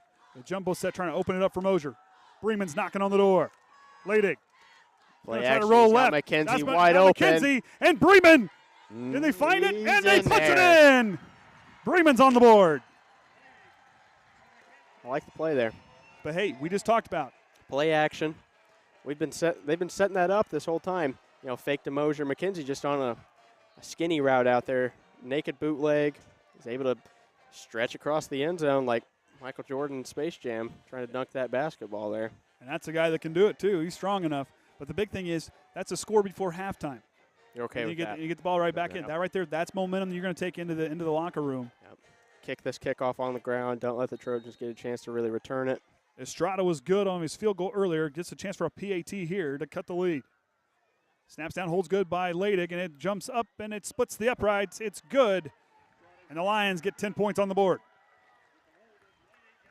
That's a big play there for the Lions. They benefited off, you benefited there off the muffed kick. Yep. That was a good heads-up play by them to say not sit around and wait. Bremen jumped on and said, hey, that's kind of one of those things. You don't wait around. You don't hear a whistle. You grab the ball and go. If no one's going to grab it, you grab it and go. So if you're sitting here on this Bremen front or this Triton front line, you've got to be ready to go. That hand seam's got to be ready to go on the front side because they saw an onside kick earlier this year. Yep. They didn't recover it either against Laville. You got to be ready to Tough go. One. Yeah, you got to be ready for anything because 18 seconds. It's a lot of time for if Bremen wants this ball back. They can sure try and take another shot. So Workman back out deep to return. Reichert, Corey Hill, and Tanner Witt-Hoyo, the three here in the second line, need to be ready to go. Let's see where Estrada decides to put it. Takes a second to think, trying to dial it up. Kendrick Jones, number 62, he's got to be the one ready right here. If it is an outside kick, that's who they're going to right there. He's kind of angled to try and kind of push it right. And they're going to send it deep. Okay. Wescher's going to take it inside there on his 15-yard line. He'll try to find some blockers and cut it upfield. Wescher gets brought down hard. I believe Leiby in there on the tackle. Good tackle by him, so 12.8. Do you load it up and see what you can do? Or just try to just go here and get a running play, get to the locker room. Yep. Take your lead to the locker room. Get some fruit snacks and some juice boxes and get set to go. If they're handing that out in the locker room, I'm going to have to go join them. Hey. Good stuff down there, I'm telling you. We didn't have enough of it last night. Not enough. No. Here comes a kneel. Send it to halftime. Well, if you're Shiley, you could be Shiley here. You can be cute and go to the hard count, see if you can get him to jump. Right. That's the worst type of player. A hard count on a kneel down. Hey, Greg Schiano, man. It's like a fake knee. Hey, Greg Schiano, man. He always said you got to prepare for that. Got to prepare for that. And Triton will take a 28-10 lead into halftime. We'll see how they adjust and get ready here after the break. So like we said, here at halftime, we're going to have an interview. We started off with the football guys here this season, and now we're going to kind of play them here at halftime. And first one up with Anthony Shue. We always love interviewing Anthony. It's not very long, but I'm telling you, love talking to this guy. He's great on the field, but in the interviews, he's just as good. So we'll be back after halftime right here on the Triton Trojan Sports Network.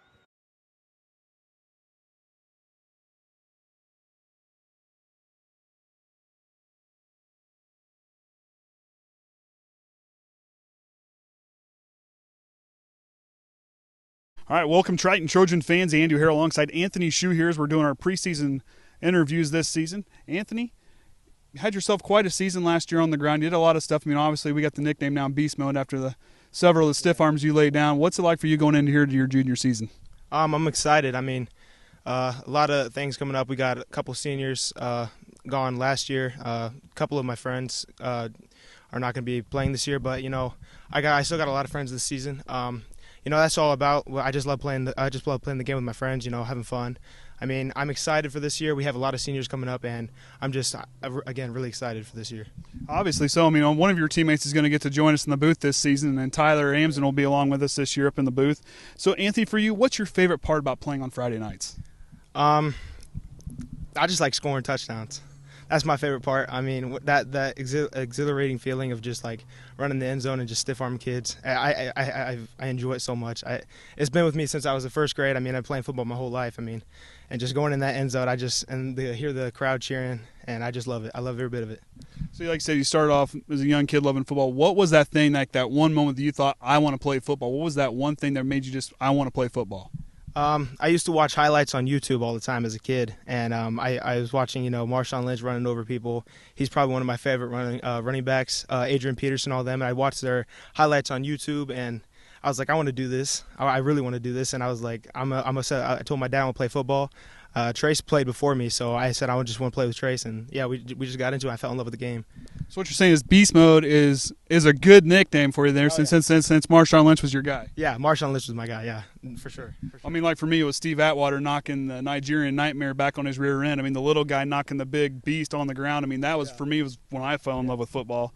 For you, talk about the importance of the community involvement, like coming out to games and things like that to really support you guys here this season. Yeah, I mean, the community is a big part of also why I play football. I mean, just the love of the community always uplifting me whenever we go out and we lose or we win. You know, they're always by our side and always coming to the games supporting, and I just love them. I try my best to support them as well, coming to as many community service things as possible and just try helping out the community.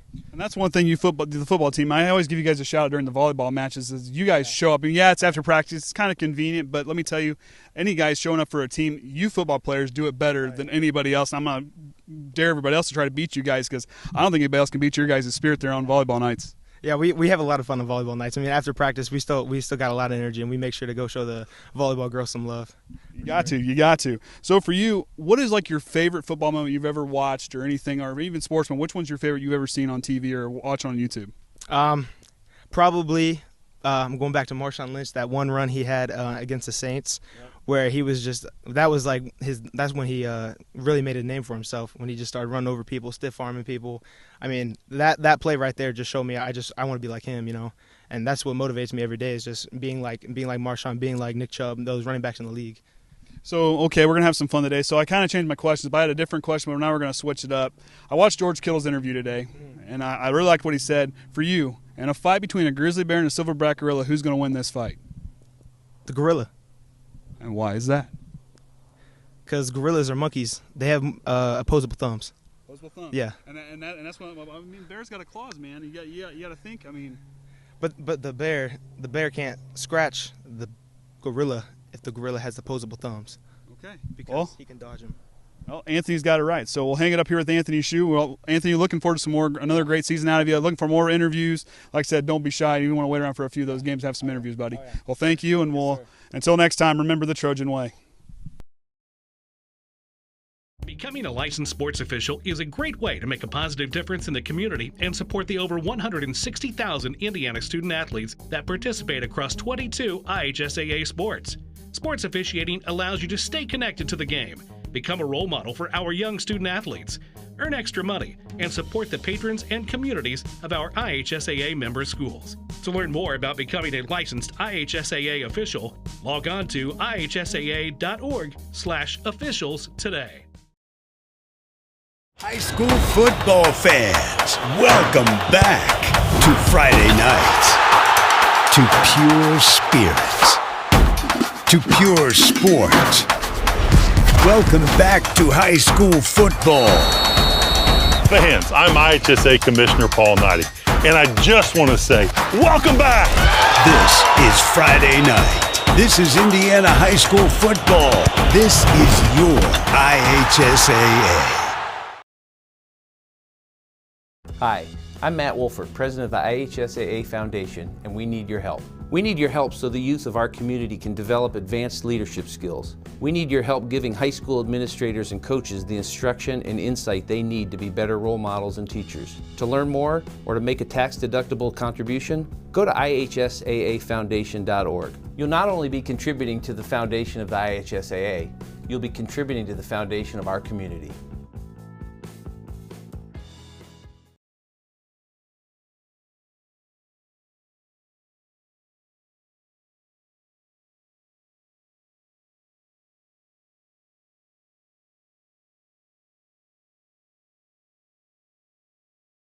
It's time for the Commissioner's Corner, an exclusive weekly conversation about Indiana high school sports with the Commissioner of the IHSAA, Paul Neidig. Now for an up-to-the-minute report about what's happening in the constantly changing world of high school sports, here's Coach Bob Lovell with Commissioner Paul Neidig. Welcome back, everybody, to our weekly conversation with the Commissioner of the IHSAA, Paul Neidig, about all things related to the IHSAA. Paul, thanks so much for your time. Week number 3 of the high school football season. We're close to golf tournament. We're close to a lot of things, principals meetings, a busy schedule for you and your staff members at the IHSAA office. It has been, Bob, but you know what? It's really a lot of fun for us to, we're creatures of habit. We sit there in that office at times and use the phone and email and communicate with the membership in those old traditional ways, but there's nothing like getting on the road going out and meeting athletic directors, school principals in their facilities, in their area of the state. And, you know, it's we were in Lowell, Indiana yesterday, and today we were in Plymouth, and, you know, had great conversations with the member schools that are part of us. Well, I'm sure their fears about COVID have subsided a little bit. I'm sure they're still concerned about it, and that has been the dominant story in the last couple of years. What other major things have they talked about? Well, you know, Bob, I think we continue to talk about, you know, the association is built on a structure that promotes the education of the child in the classroom before we figure out how to play a game.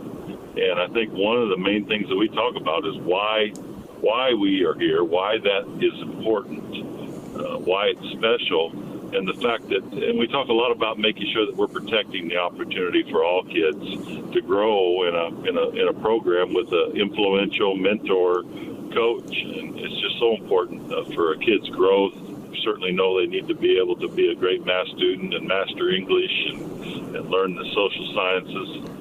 But we also know they've got to be mentored to develop and dream and see things they're not capable of seeing themselves. And we spend a lot of time focused on that message. That's a message I think that's a fun one to deliver. You get in this business for that very reason, to be honest. And I have to believe that it's well received. But if you look at the calendar, you have girls golf, and you're close to a tournament, close to starting a girls golf tournament, are you not? Yeah, a week from, actually, I think it's the 11th, or it's next week coming up, we start the girls golf tournament. And then we have, we'll start with sectionals, and then it's a 3-week tournament. We'll jump right into regionals, and then we'll be at Prairie View Golf Course here located on the north side of Indianapolis, and our partner, and we'll be celebrating the state championship with 2 great days of golf real soon. Very, very soon. And you're also, as we mentioned, week number 4, which doesn't seem possible, of the high school football season. And to this point, you and the staff have done a great job in providing good weather.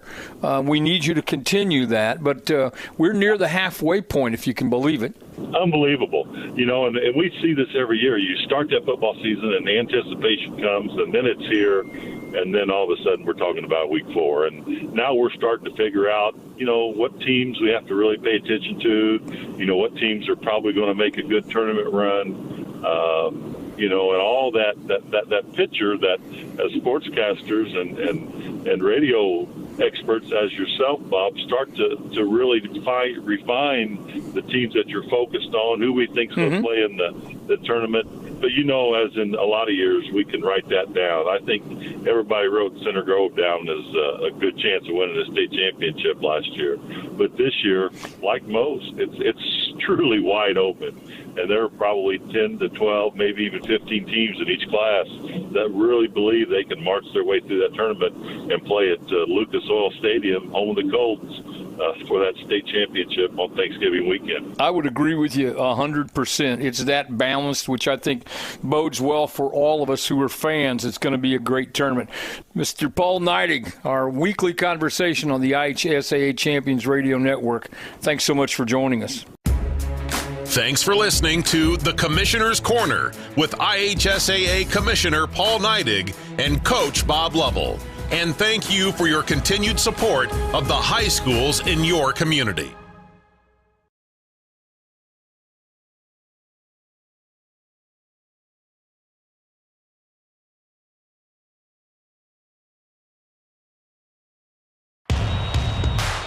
This is your IHSAA.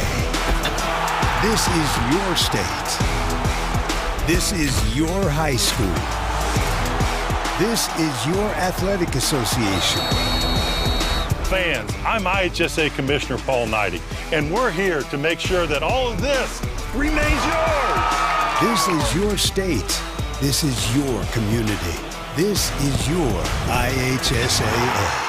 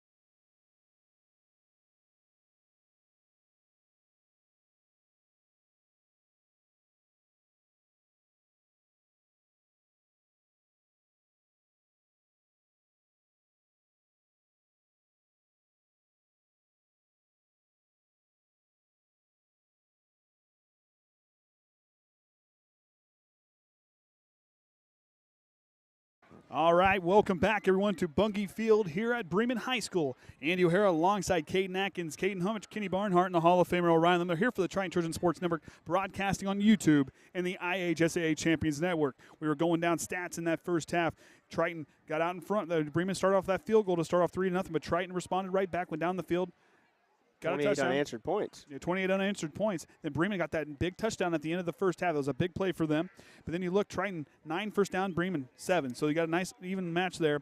But Triton, 18 carries for 270 yards. Anthony Shue has 10 of those for 153 yards. Cole Shively, 7 for 97 yards on the day. And you go over to Bremen, a little bit different. McKenzie's got 5 carries for 24 yards, and that's allowed 24 yards. Yeah. For him, those were big 5- and 6-yard chunk plays. McKenzie playing extremely well. Mosier, 12 carries for 22 yards. And then you go to the passing play, 50 yards for Bremen. They have had some nice passing plays that have worked. But then you kind of go down and you look at these average yards per play. Triton, 13.8 yards per play. That's crazy. When you told me that, I almost fell off the back of these bleachers up here. I was so surprised. Bremen right around 3.5.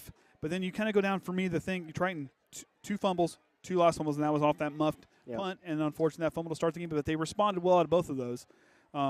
These kind of from what you want to kind of see there. Triton 2 of 3 on third down. Bremen 0 of 6 on third down. The Trojan front line holding strong. No third down conversions. That's crazy. Only 1 fourth down conversion, as you've kind of seen. But for me, the big thing for them, the penalties. 3 penalties for 25 yards, and 2 of those were big-time hurt. That one looked like it was going to be potentially hurt, but Triton responded well off it. But then the one really kind of hurt him and kind of moved him back and kind of stalled things a little bit. And the encroachment call. And the encroachment call. That was a big call there. So we'll see how you respond. If you're Triton, you got to keep your foot on the gas. You got to play that same intensity. Yes, you've got a whole half of football yet to play.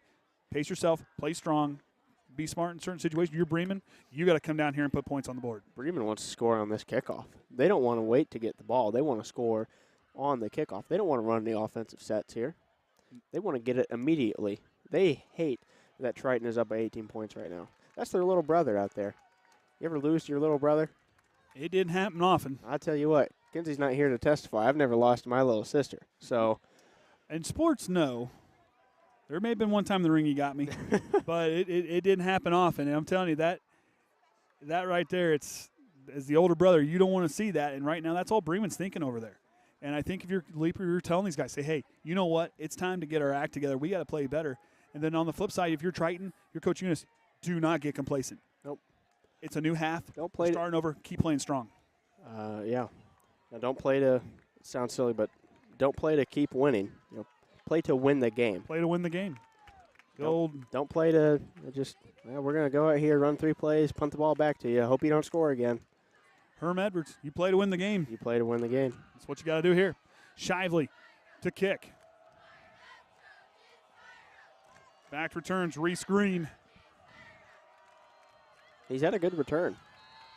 That's Shively. Triton's been pooch kicking it here. Shively drives one. It's a high kick. Oh, miscommunication. Ooh. Oh, Parrish almost lost that one. He's still on his feet, and Triton drops him. No gain on the return, or very minimal, and they'll start from their own 25-yard line. It's where Leidig and company will take the field. All right, here you go. Bremen, you've got your couple plays you want to call right out of halftime here. Watch for a big one on this first play. Maybe a little trickeration. Trickeration, or I think you're going to see a play-action pass. I think you go. Graverson's been quiet. It's the simplest form of trickeration. Simplest form of trickeration. Yeah. Learned that trickeration 101. Oh my goodness. It was that or trigonometry, and I don't know what that other word means. So. Oh hey, I definitely don't know what it means. We're still using flashcards. 2 wide receivers out to the right. Estrada, the tight end here on the near side. Split backs in the backfield with McKenzie and Mosier. Leidig out of the shotgun. Hard count. Drops back. Looks right Green immediately. Pass. All the way over to A.J. Tunn, who's feeling better. Yep. But Cole Shively brings him down and rips him to the ground. A.J. Tunn might feel good, but Cole Shively feels better. Attaboy. Oh, boy, I've missed Kayden. It's good to be back. It's good to be back. I mean, like I said, we hope Tyler's feeling better. I know he's watching from home and be back in a couple weeks. Tyler's done a good job this season. Filling in. Yeah. Doing a great job. Big part of the broadcast this season. Leidig goes back to work. 2 wide receivers here to the left, 1 to the right. Lemler's going to widen his stance here from that normal linebacker spot. Shively firing up his sideline. McKenzie cuts back in. McKenzie trying to find a spot. Evan Briles uses that frame and wraps him and brings him down. Short gain on the play. Third down coming up. Shotgun toss play.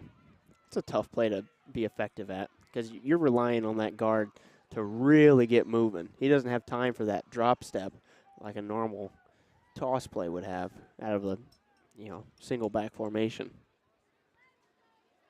So Eastside Lemler, Cam Shively, Josh Lemler, and Evan Briles.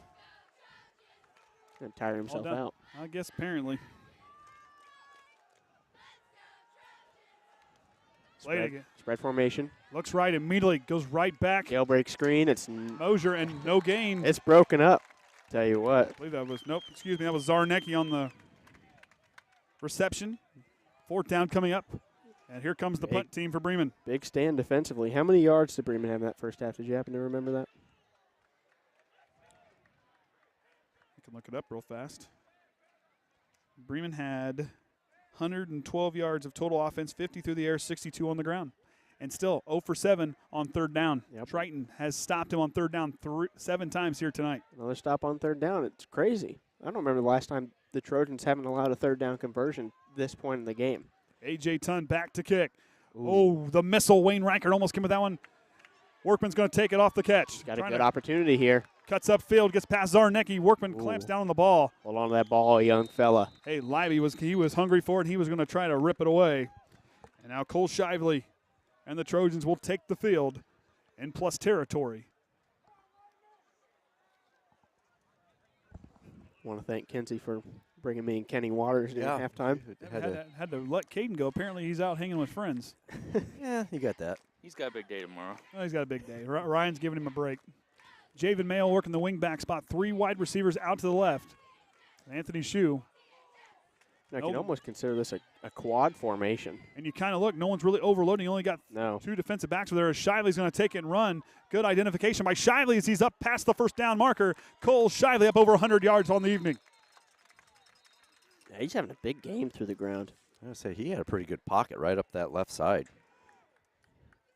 And once again, it's Lemler and Conley. Those two, when they pull together, oh my goodness, it's terrible to be a linebacker. And they're so athletic, but the big thing is you may not look and see an overpowering guard, but these guys here, they are a road grader. And these two guys, they are so strong. They are so smart on how they block. They're so efficient. I mean, 2 of the best pulling guards you're going to see in the conference. That's one thing that Coach Younis has always done. Even when I played under Coach Younis offensively, he always loved to have fast guards because they can get out and lay big blocks. Here it is again.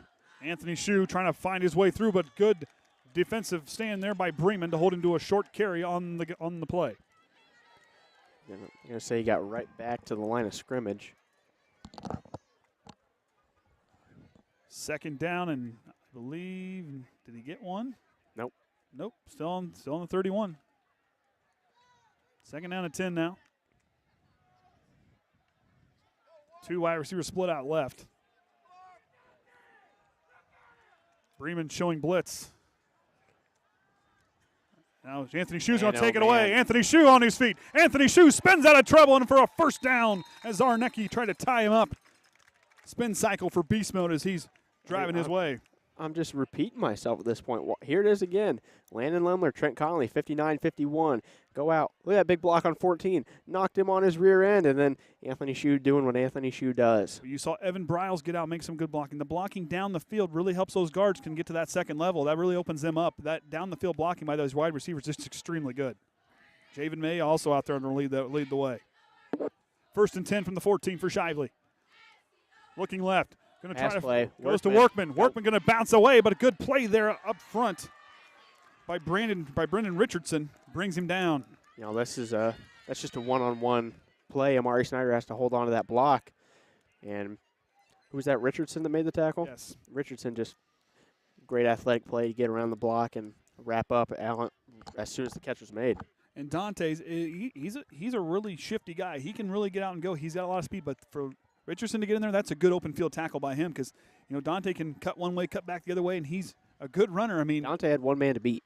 Exactly, and you know, and Richardson thought that, and he's like, hey, I got to make a stop, and it was a big play there by the junior.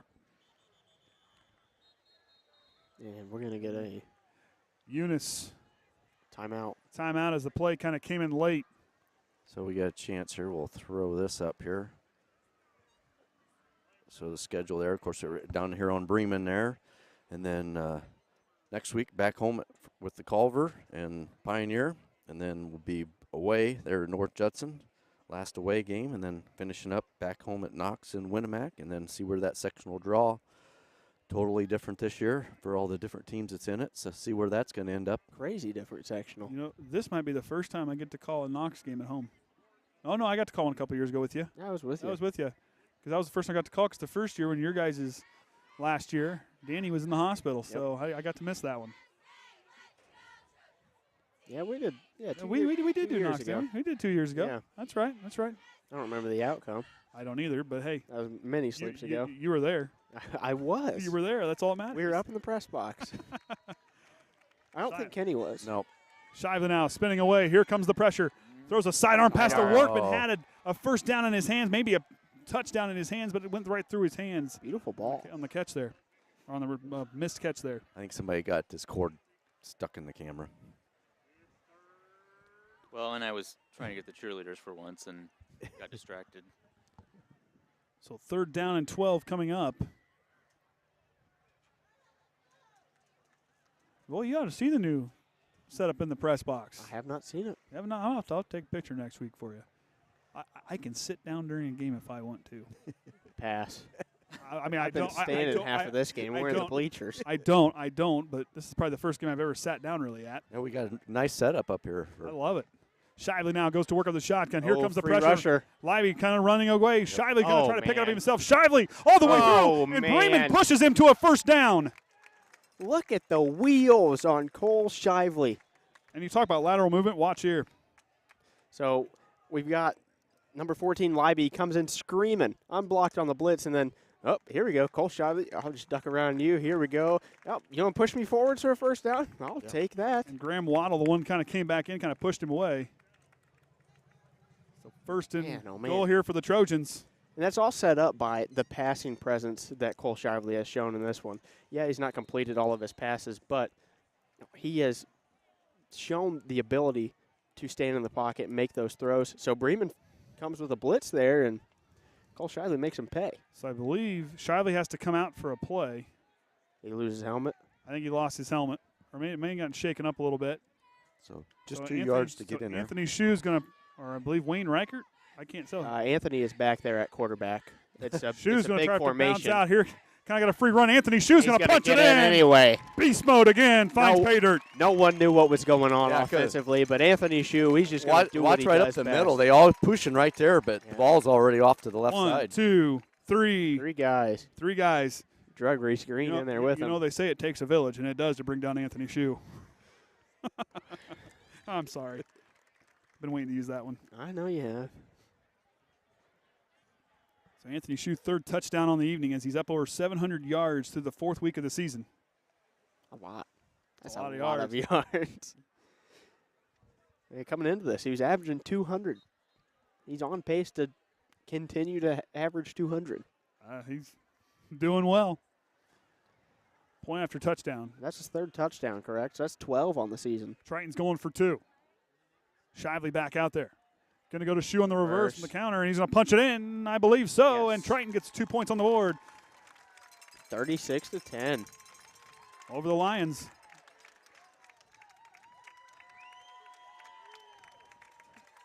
Do you have something you can throw up so I can have an earthquake over here?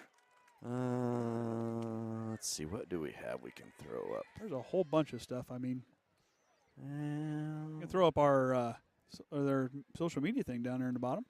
Or that, yeah, you got that thing. Oh, our little graphic. Our little graphic. Yep, subscribe on YouTube. Yep, like, share, turn that notification bell on, so when we go live, it'll ring the bell. Ring your bell, and trust me, know to all get of us started.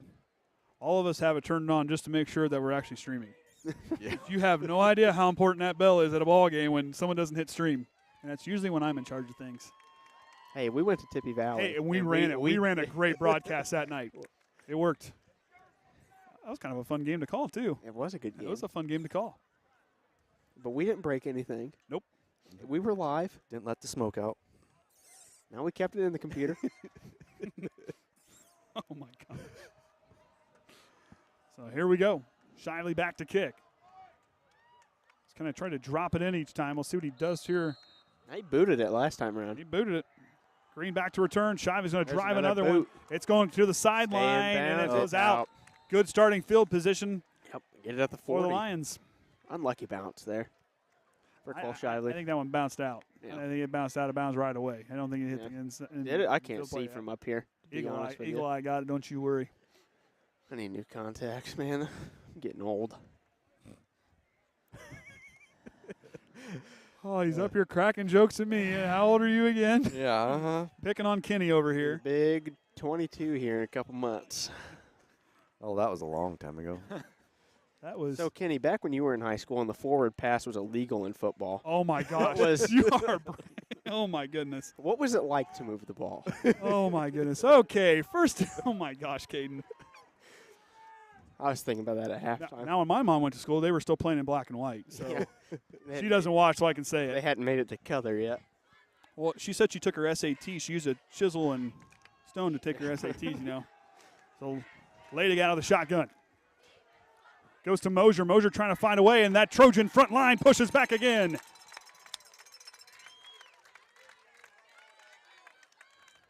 And none other than Cam Shively at the bottom of the pile.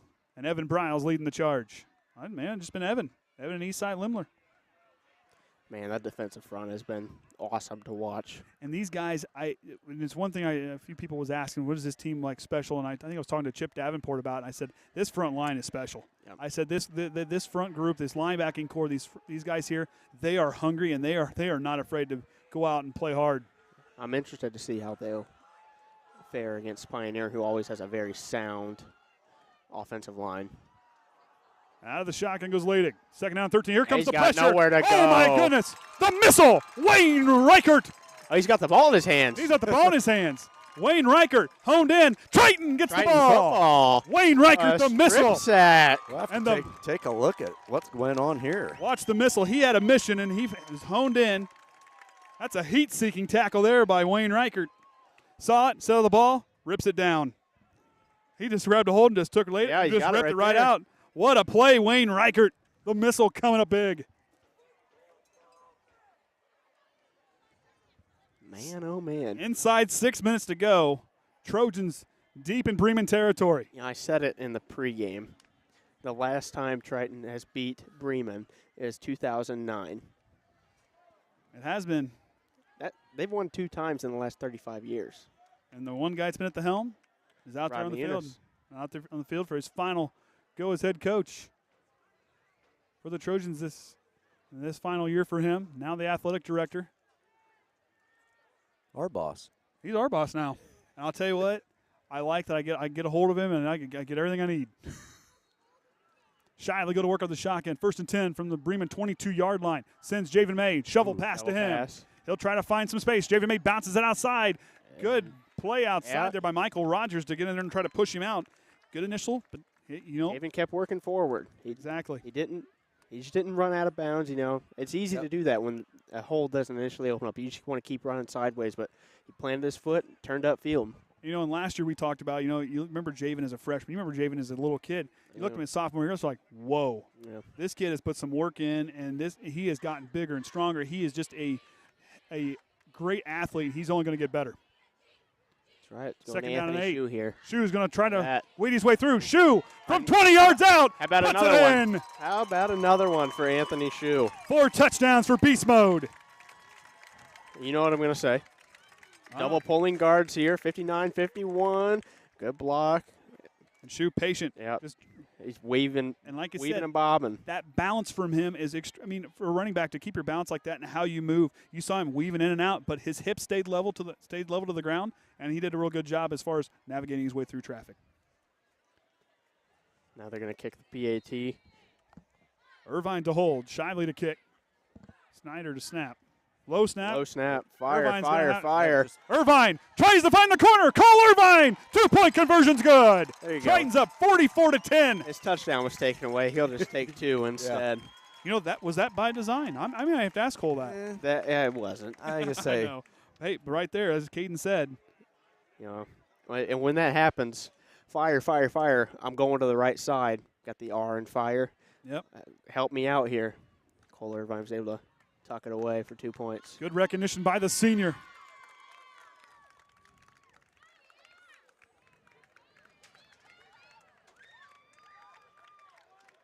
Someone was trying to call the text line. That's not possible. Yeah, it ain't I gonna work. can't do that. Yeah, I put it up there. Yeah, it's just text. Don't try to call.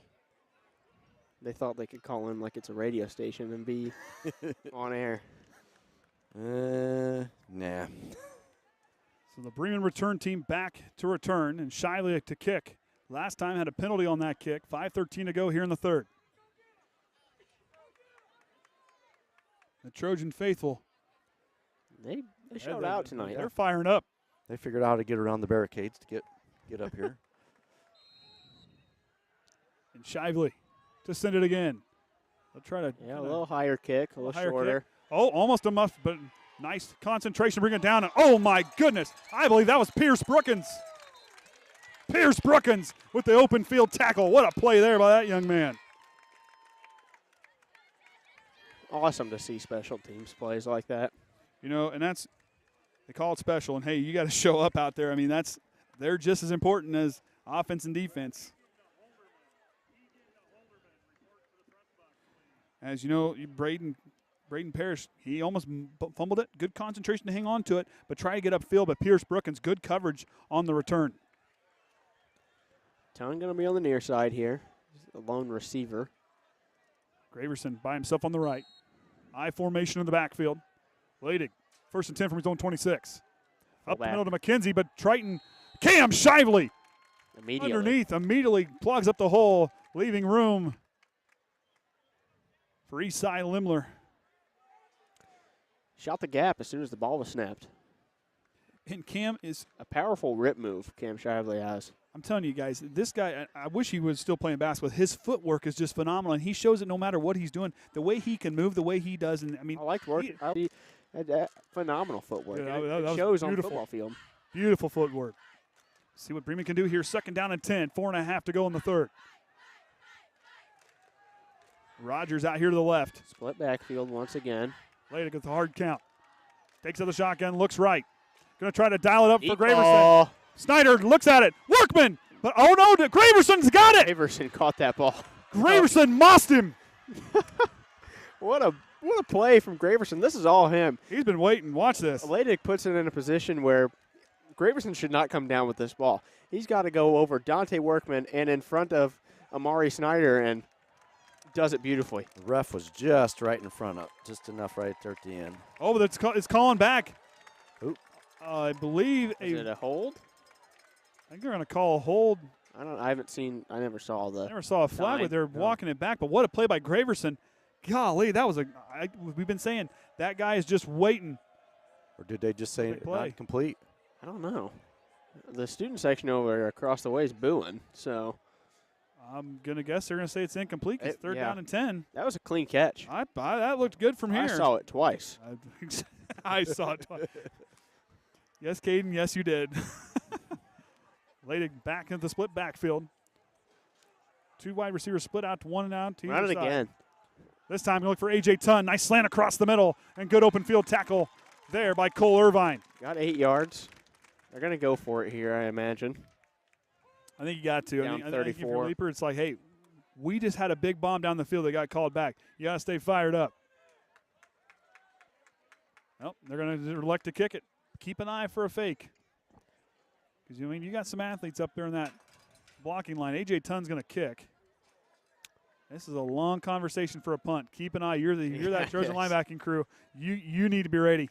That's a long conversation. Yep. Watch for McKenzie. For the direct snap to McKenzie. He's kind of in that spot. It's kind of dialing it up. Yep. Run right around to that right side. Nope. Low off the ground. A.J. Tunn gets it away. Eastside Lemler almost blocked that. Workman calls off the dogs. Punt. And Bremen lets it roll all the way down inside the 15, I believe, to about the 13-yard line. Heck of a punt. And, and that A.J. Tunn, the patience, for that ball to come up off the field that way, he had to get rid of that. Eastside Lemler was eastbounded down heading for that one. And it's true because he was heading east. Look at that. Look at that. Well, he was trying to do what they say couldn't be done. Hey, but A.J. Tunn took care of it. But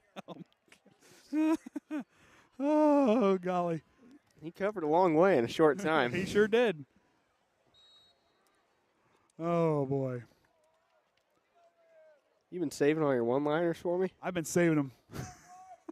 You just bring them out of me, I guess. Golly. So 1st and 10 now inside the 15 at the 14-yard line is where the Trojan offense will set up. Shoe in the backfield.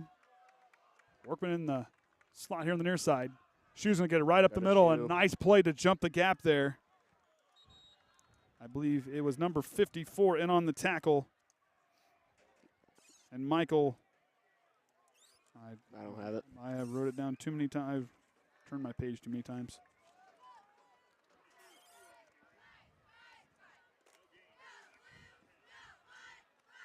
Yeah, let's see yours.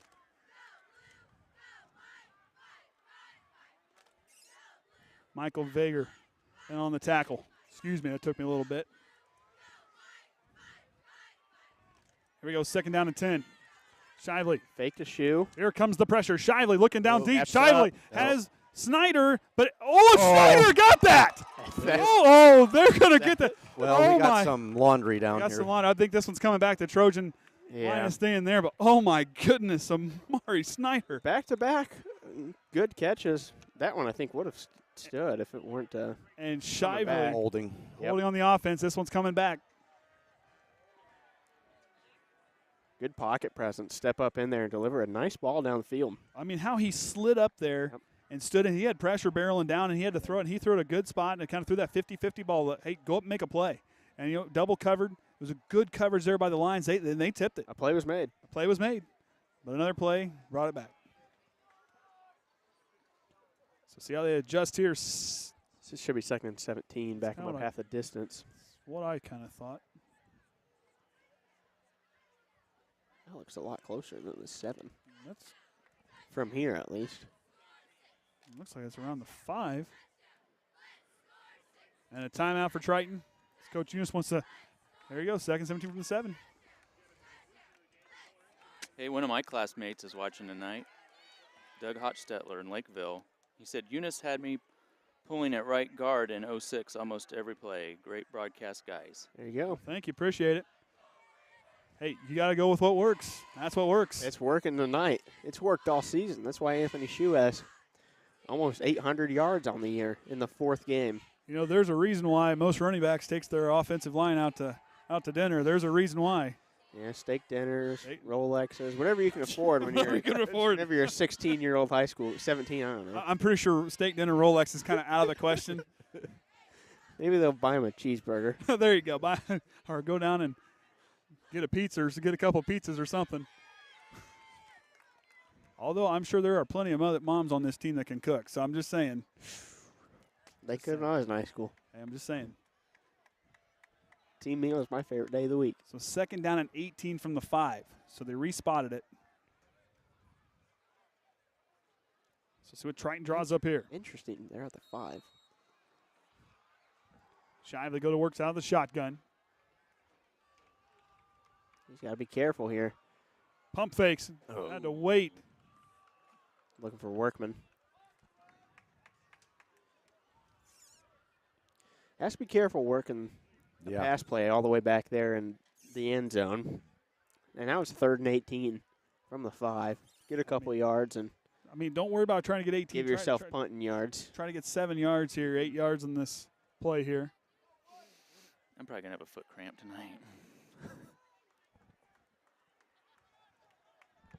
I don't see my son anymore. Happens. Going to go with the reverse back. Javen May trying to weed through, or excuse me, I believe it was Javen had the ball. I can't quite see it from over here. And it was Javen. So a nice carry on the play. Opens up for some punting room for Shively. That's what Younis will send out on the field. Yeah, we're just over 2 minutes to go here in the 3rd quarter. They got 12 yards on the run. It's 4th and 6 now. Shively will be sent back to punt. Get a good clean snap here. Field the punt. Don't want any mishaps here this close to the goal line. Shively with time. Drives a nice punt all the way back as Reese Green's going to let it take a one hop. And it takes a Triton roll all the way up to the 43-yard line. 42 and a half. 43 and a eighth. Our internet connection is borderline tonight, so I'm probably going to re-upload this when I get back home because I heard some feedback that we're a little choppy. Choppy could be probably right there about halftime. I think some people got on the. Yeah, I tried uploading a little 9-second video. Probably sucked everything. So here we go. Bremen out. 1st and 10 from their own 42-yard line. Props to the Bremen student section. They're still cheering, hooting, and hollering over there. You know, the Bremen always has a great student section. A.J. Tunn. No matter the sport, really. They show out to just about everything. A.J. Tunn out right. Graverson here on the near side. I formation going to send Graverson. Look for a receiver toss here. Oh, faked it. Going to go up there on the carry was Austin Young. And Triton allows, I believe, maybe 1.5 yards on the play. That was Mosier. I sure was Mosier because it was number 6 to carry. Oh, you're right. It was Austin He said Young. Mosier on the PA, so good call. I know what I saw. Good call. If it's like this tomorrow night in Bloomington, I'm going to be happy. I'm hoping. There's a nice little breeze up here. We're hoping. So we have just under a minute to go here in the third quarter. Lading going to take the snap. Pass play. Gets rid of it, and Michael Rogers could not hold on there through the contact, and that's going to bring up 3rd down. Was Dante Workman in on that? He was on the coverage. Harry's mom, Lindsay, liked that one. I always like Lindsay in the stand. She is awesome. I hope Michelle will do that one day when she's a mom in the stands, hollering and yelling at the kids. I mean, she gets to do it for fun here. How old are we going to be then? It's a good question. I don't want to count yet. Leydig goes back to throw. Trying to go through. Makes one miss. Throws it up. High. Amari Snyder, Cole Irvine. 2 interceptions by the Trojans here tonight. And the Trojans take back over following the interception. Irvine was just right there. Right place, right time, kind of playing center field here. And Lading, you'll see him make Eastside Lemler, I believe, miss and stepped up. Graverson nowhere to be found. Irvine makes the interception. Triton's going to, he lost the ball there on the end of that. I didn't see that, but Triton's going to take over here on their own 27-yard line.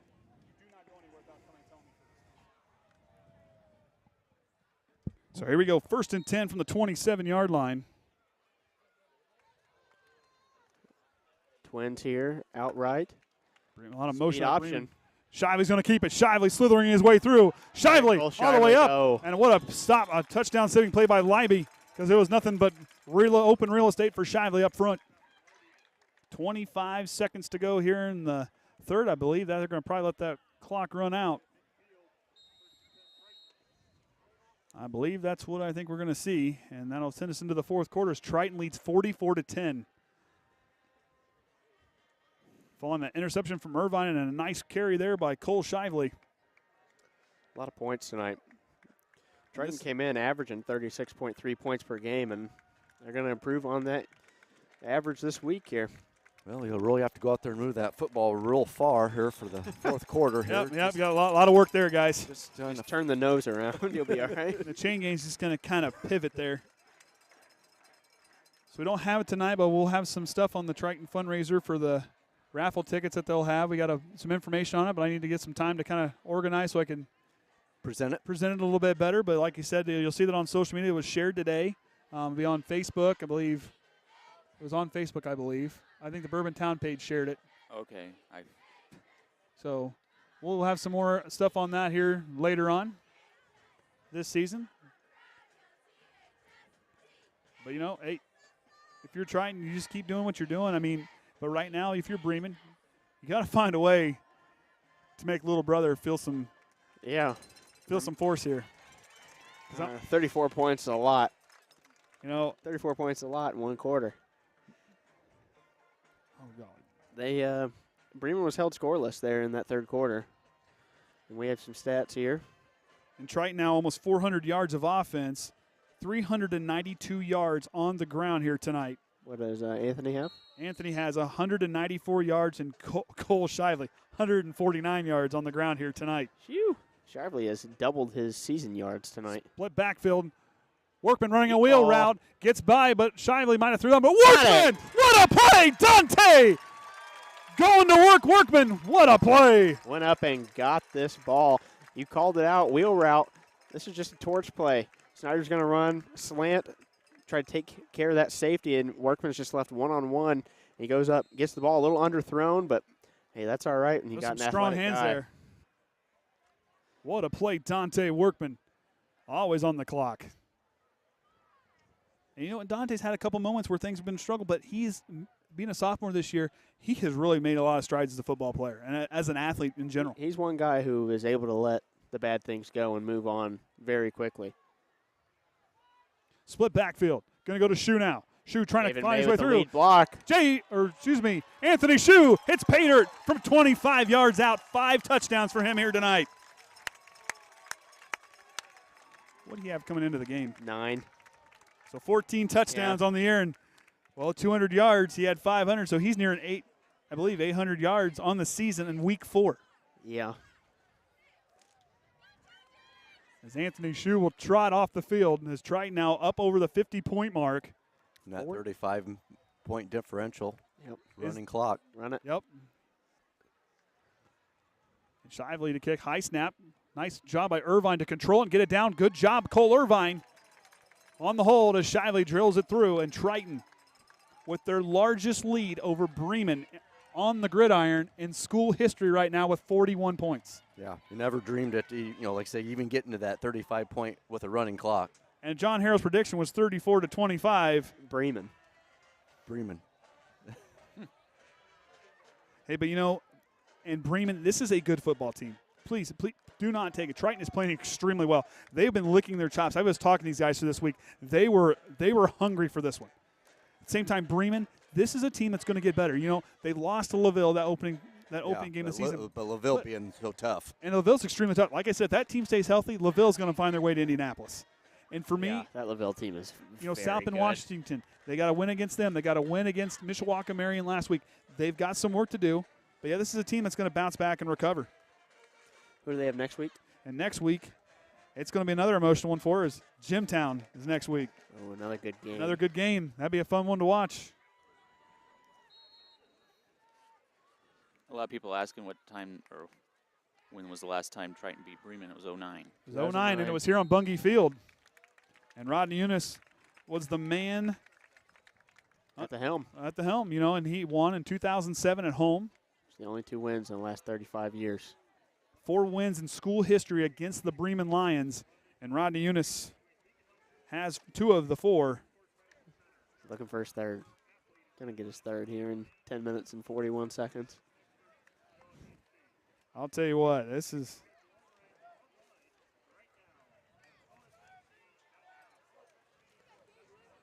I believe you're going to want me to do an interview after this. Well, were we doing it? Well, I got to get a microphone, I guess. Yeah, we didn't jinx it. We was almost going to get it out. Nope. Nope, I told you. Estrada changes sides. Ladig under center. Toss play. Goes on out. Austin Young trying to run through, and what an open field. Nice job. It's been rally tackles for Triton tonight. It hasn't just been one guy on every tackle. There's always 2, 3, 4 guys there. Here comes the next wave of Trojans. Tucker Worsham's going to man the middle. Esai Lemler's out there. Wayne Riker, Cole Irvine, Cunningham, Pierce Brookins out there in the defensive end spot. Also out there with Isaiah Haynes, number 66. I believe that's Workman out there in the corner spot on the far side. Amari Snyder's still in the safety split position. They go to work out the shotgun split backfield. Hard count. Almost got him. Leda goes back to throw. Trying to find a man across. He finds Michael Rogers. Oh, and whoa, Dante Workman spin cycle. Turning him around and around. I guess if you don't tackle him, you just keep pushing. Yep. And Irvine will come out now. I believe think that's almost all the starters. And that'll Workman is still out there, but Cameron Snyder. Callahan will check in. Vinny Prater's out there. Wayne Reichert's out there. And I believe also out there is Kendrick Jones, number 62, in the middle linebacker spot.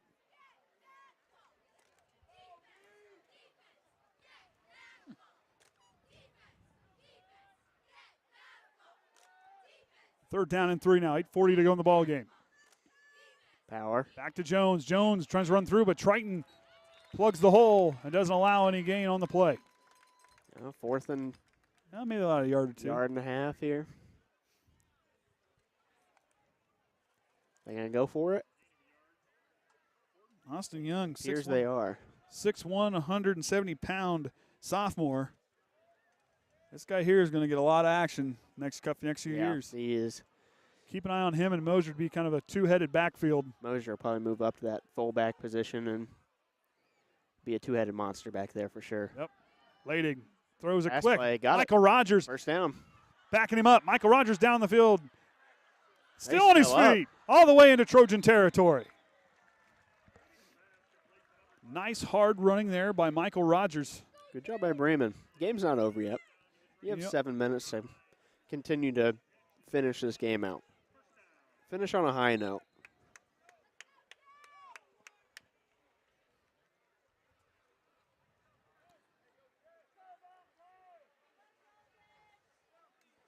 As we said, Triton next week will have Culver at home. Yep, Culver at home. Then Pioneer at home. Leidig back out of the shotgun. 2 wide receivers here to the near side. Pitches on out. Play. Trying to weave his way through is Will Dante Stiles. Workman was the first one there to bring him down. Also out there now is Jaden Overmeyer, number 3. Now these Trojans here, these young guys getting a lot of experience this season.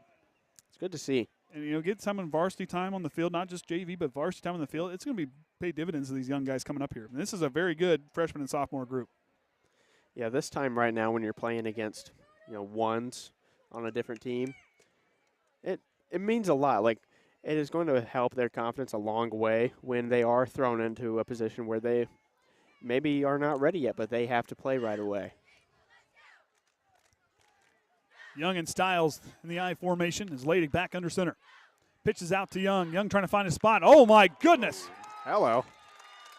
Vinny Prater showing off his athleticism and speed.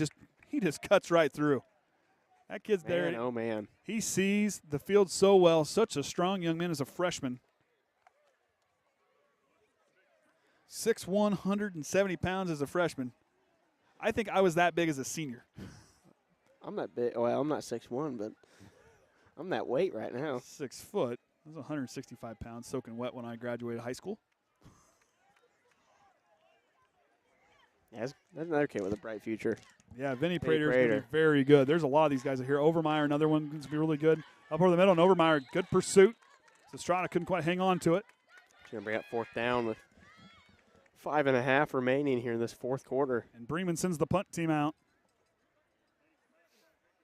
I imagine we'll have plenty of time to plug in a mic because they're going to be out there in the huddle for quite a while. Yes.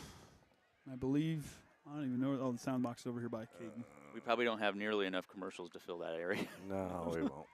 Well, me and Andy can banter the whole time if we like. We can banter. We do have that ability.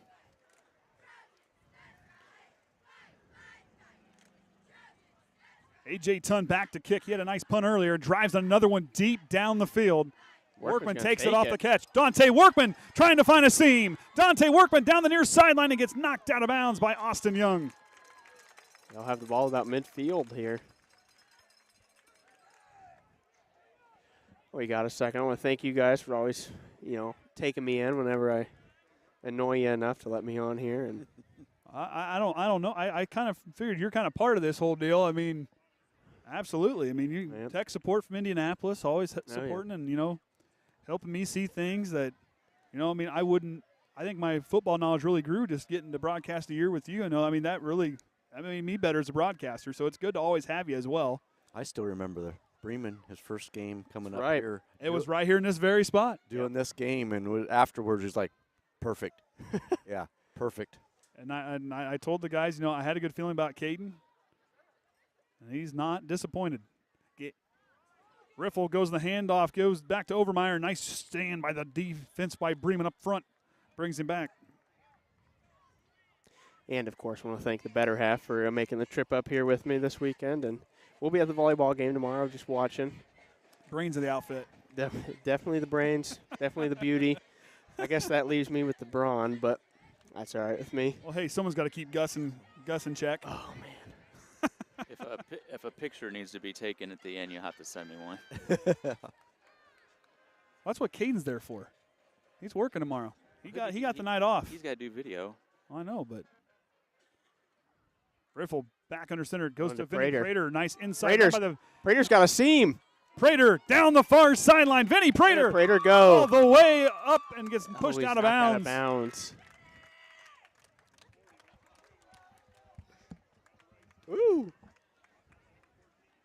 Look at that. These kids love to fight out here. And they've got their opportunity. They want to show what they can do. Tanner Whithoyo checking in. The man with the sweet behind the back dribble in basketball. We get to see that, and he'll check in.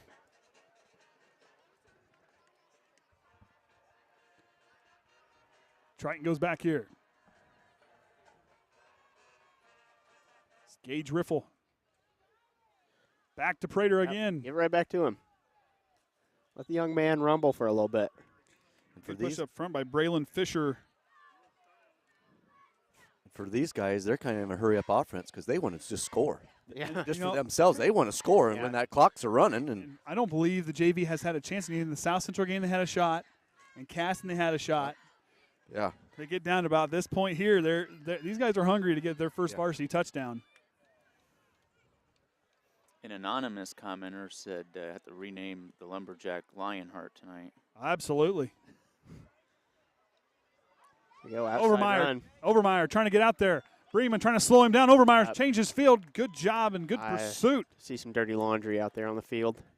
One floating above, too. Braden Parrish. No kidding. Those look like the fans that were in the stand our first volleyball game. Oh, those do look like the fans from that first volleyball game, Orion. You probably can't get the balloon up there above. What about I must have Well, our first volleyball game we all called together. All the fans were balloons. We're the only people. Oh, yeah, that's right. We're the only people in the gym. That was so quiet. Oh, man, I feel like I was the loudest person in that building. Yeah. It drove me nuts. I hated it. I kept trying to talk quieter, and I couldn't. That was the problem. You thought you was at a tennis match? Oh, yeah. We'll get to see those a couple times here in the upcoming years. Give us to Prater. And Prater goes forward. Got a couple back. It's going to be 3rd and 16, 17 here. Final minute of the ball game as Triton's going to improve on the season 3-1. And they get their 5th win in school history over the Bremen Lions. And the final time that Rodney Younis will be the man with the controls up here at Bungie Field. What a way to go out. Absolutely. These guys here, they've worked so hard, and, they had this game circled. They want to come up and they want to play. Little brother's like, hey, as a parent, you always tell. It's like I tell Kayden all the time, Jackson's coming. Jackson's coming. Younger brother's Prater coming. Again. Prater with a nice carry up all the way through. 4th down coming up.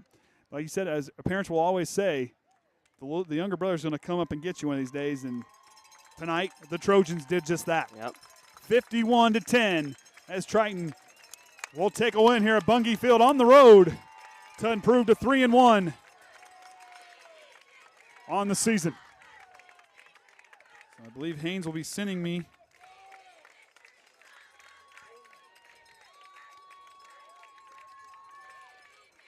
I bet the Trojan fan base back home in Bourbon here in these stands have been waiting since 2009 to. That's a long time, That's man. That's a little ways. I had to experience that with being a Warsaw Tiger for a long time and couldn't beat Plymouth. That game was a long time before they beat Plymouth, and the other night 70-0, buddy. They did last week. And I got some friends on that team, and I was going to message them, and I haven't got a chance to. I need to make sure I do that this week, but. Oh, man. Wow. But what a night for Triton, 51-10. As we're going to kind of get things kind of tossed up here, we're going to try to get the mic out. We'll do an on-field interview.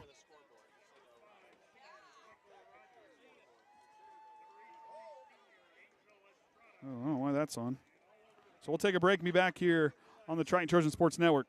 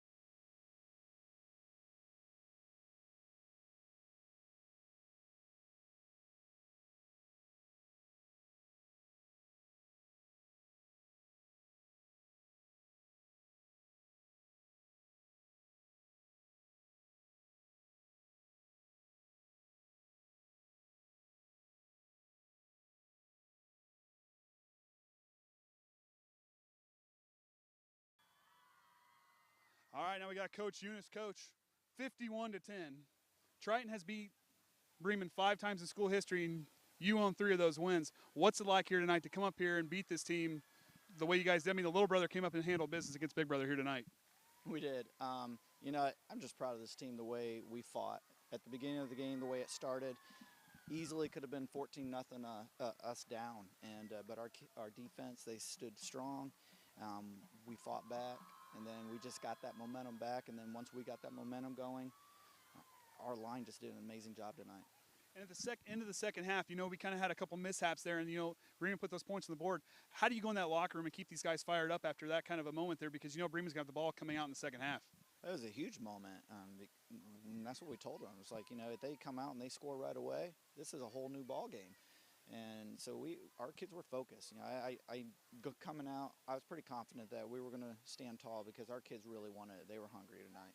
And talking with Riley Wood and all these guys that are leaders on this team, these guys were fired up. They had this one circled. They wanted to come up here tonight, and they wanted to handle business. The leadership from these guys this season has been tremendous. You know, the LaVille game, yeah, we lost that game, but how these guys responded the next week and tonight. They got down for a moment. They responded. What's that like for a coach to have those leaders to step up in those kind of moments? It's like a proud papa, you know? I mean, you preach it to them, but they have to do the work, and they did. And, you know, these seniors are great. Our juniors are great. They all want to step up and be leaders and do things the right way, and it shows. And these guys here, especially tonight, you know, the secondary has kind of been picked on just a little bit. But tonight, Amari Snyder, Cole Irvine, Dante Workman, and Cole Shy, they all stepped up big, and they took away that Bremen passing game. What was that like for the defensive standpoint? I'm sure for Whitaker was awesome. What's it like for you to watch as a coach? Well, I coached the secondary, so I was really happy that they started showing some improvement because, you know, that's been our Achilles. But our boys, they have the ability. And, you know, we just keep talking to them. It's more between the years right now. And tonight they were confident. And they were reading their keys right, and they were in the right position all night. And for these guys going back home, you got 4 out of 5 games that are home to finish out the season. For you guys, what's that like to have that little bit of that home field advantage going into the end of the season? Love it. I mean, you know, the only away game for the rest of the season is going to North Judson, which is a long enough trip. But yeah, no, we're extremely excited to play at home, and you know, next week is going to be a big battle. You know, Culver coming in, that's always a big rivalry game, and they always play a unique offense that they can just bleed that clock, and so it's going to be important that we take care of business. So that being said, we're going to hang it up here from Bungie Field as Triton wins 51-10. I'm Andrew here with Coach Younis, Kaden Atkins, Kayden Hummitch, Kenny Barnhart, and the Hall of Famer Orion Lemler. Until next time, remember the Trojan way.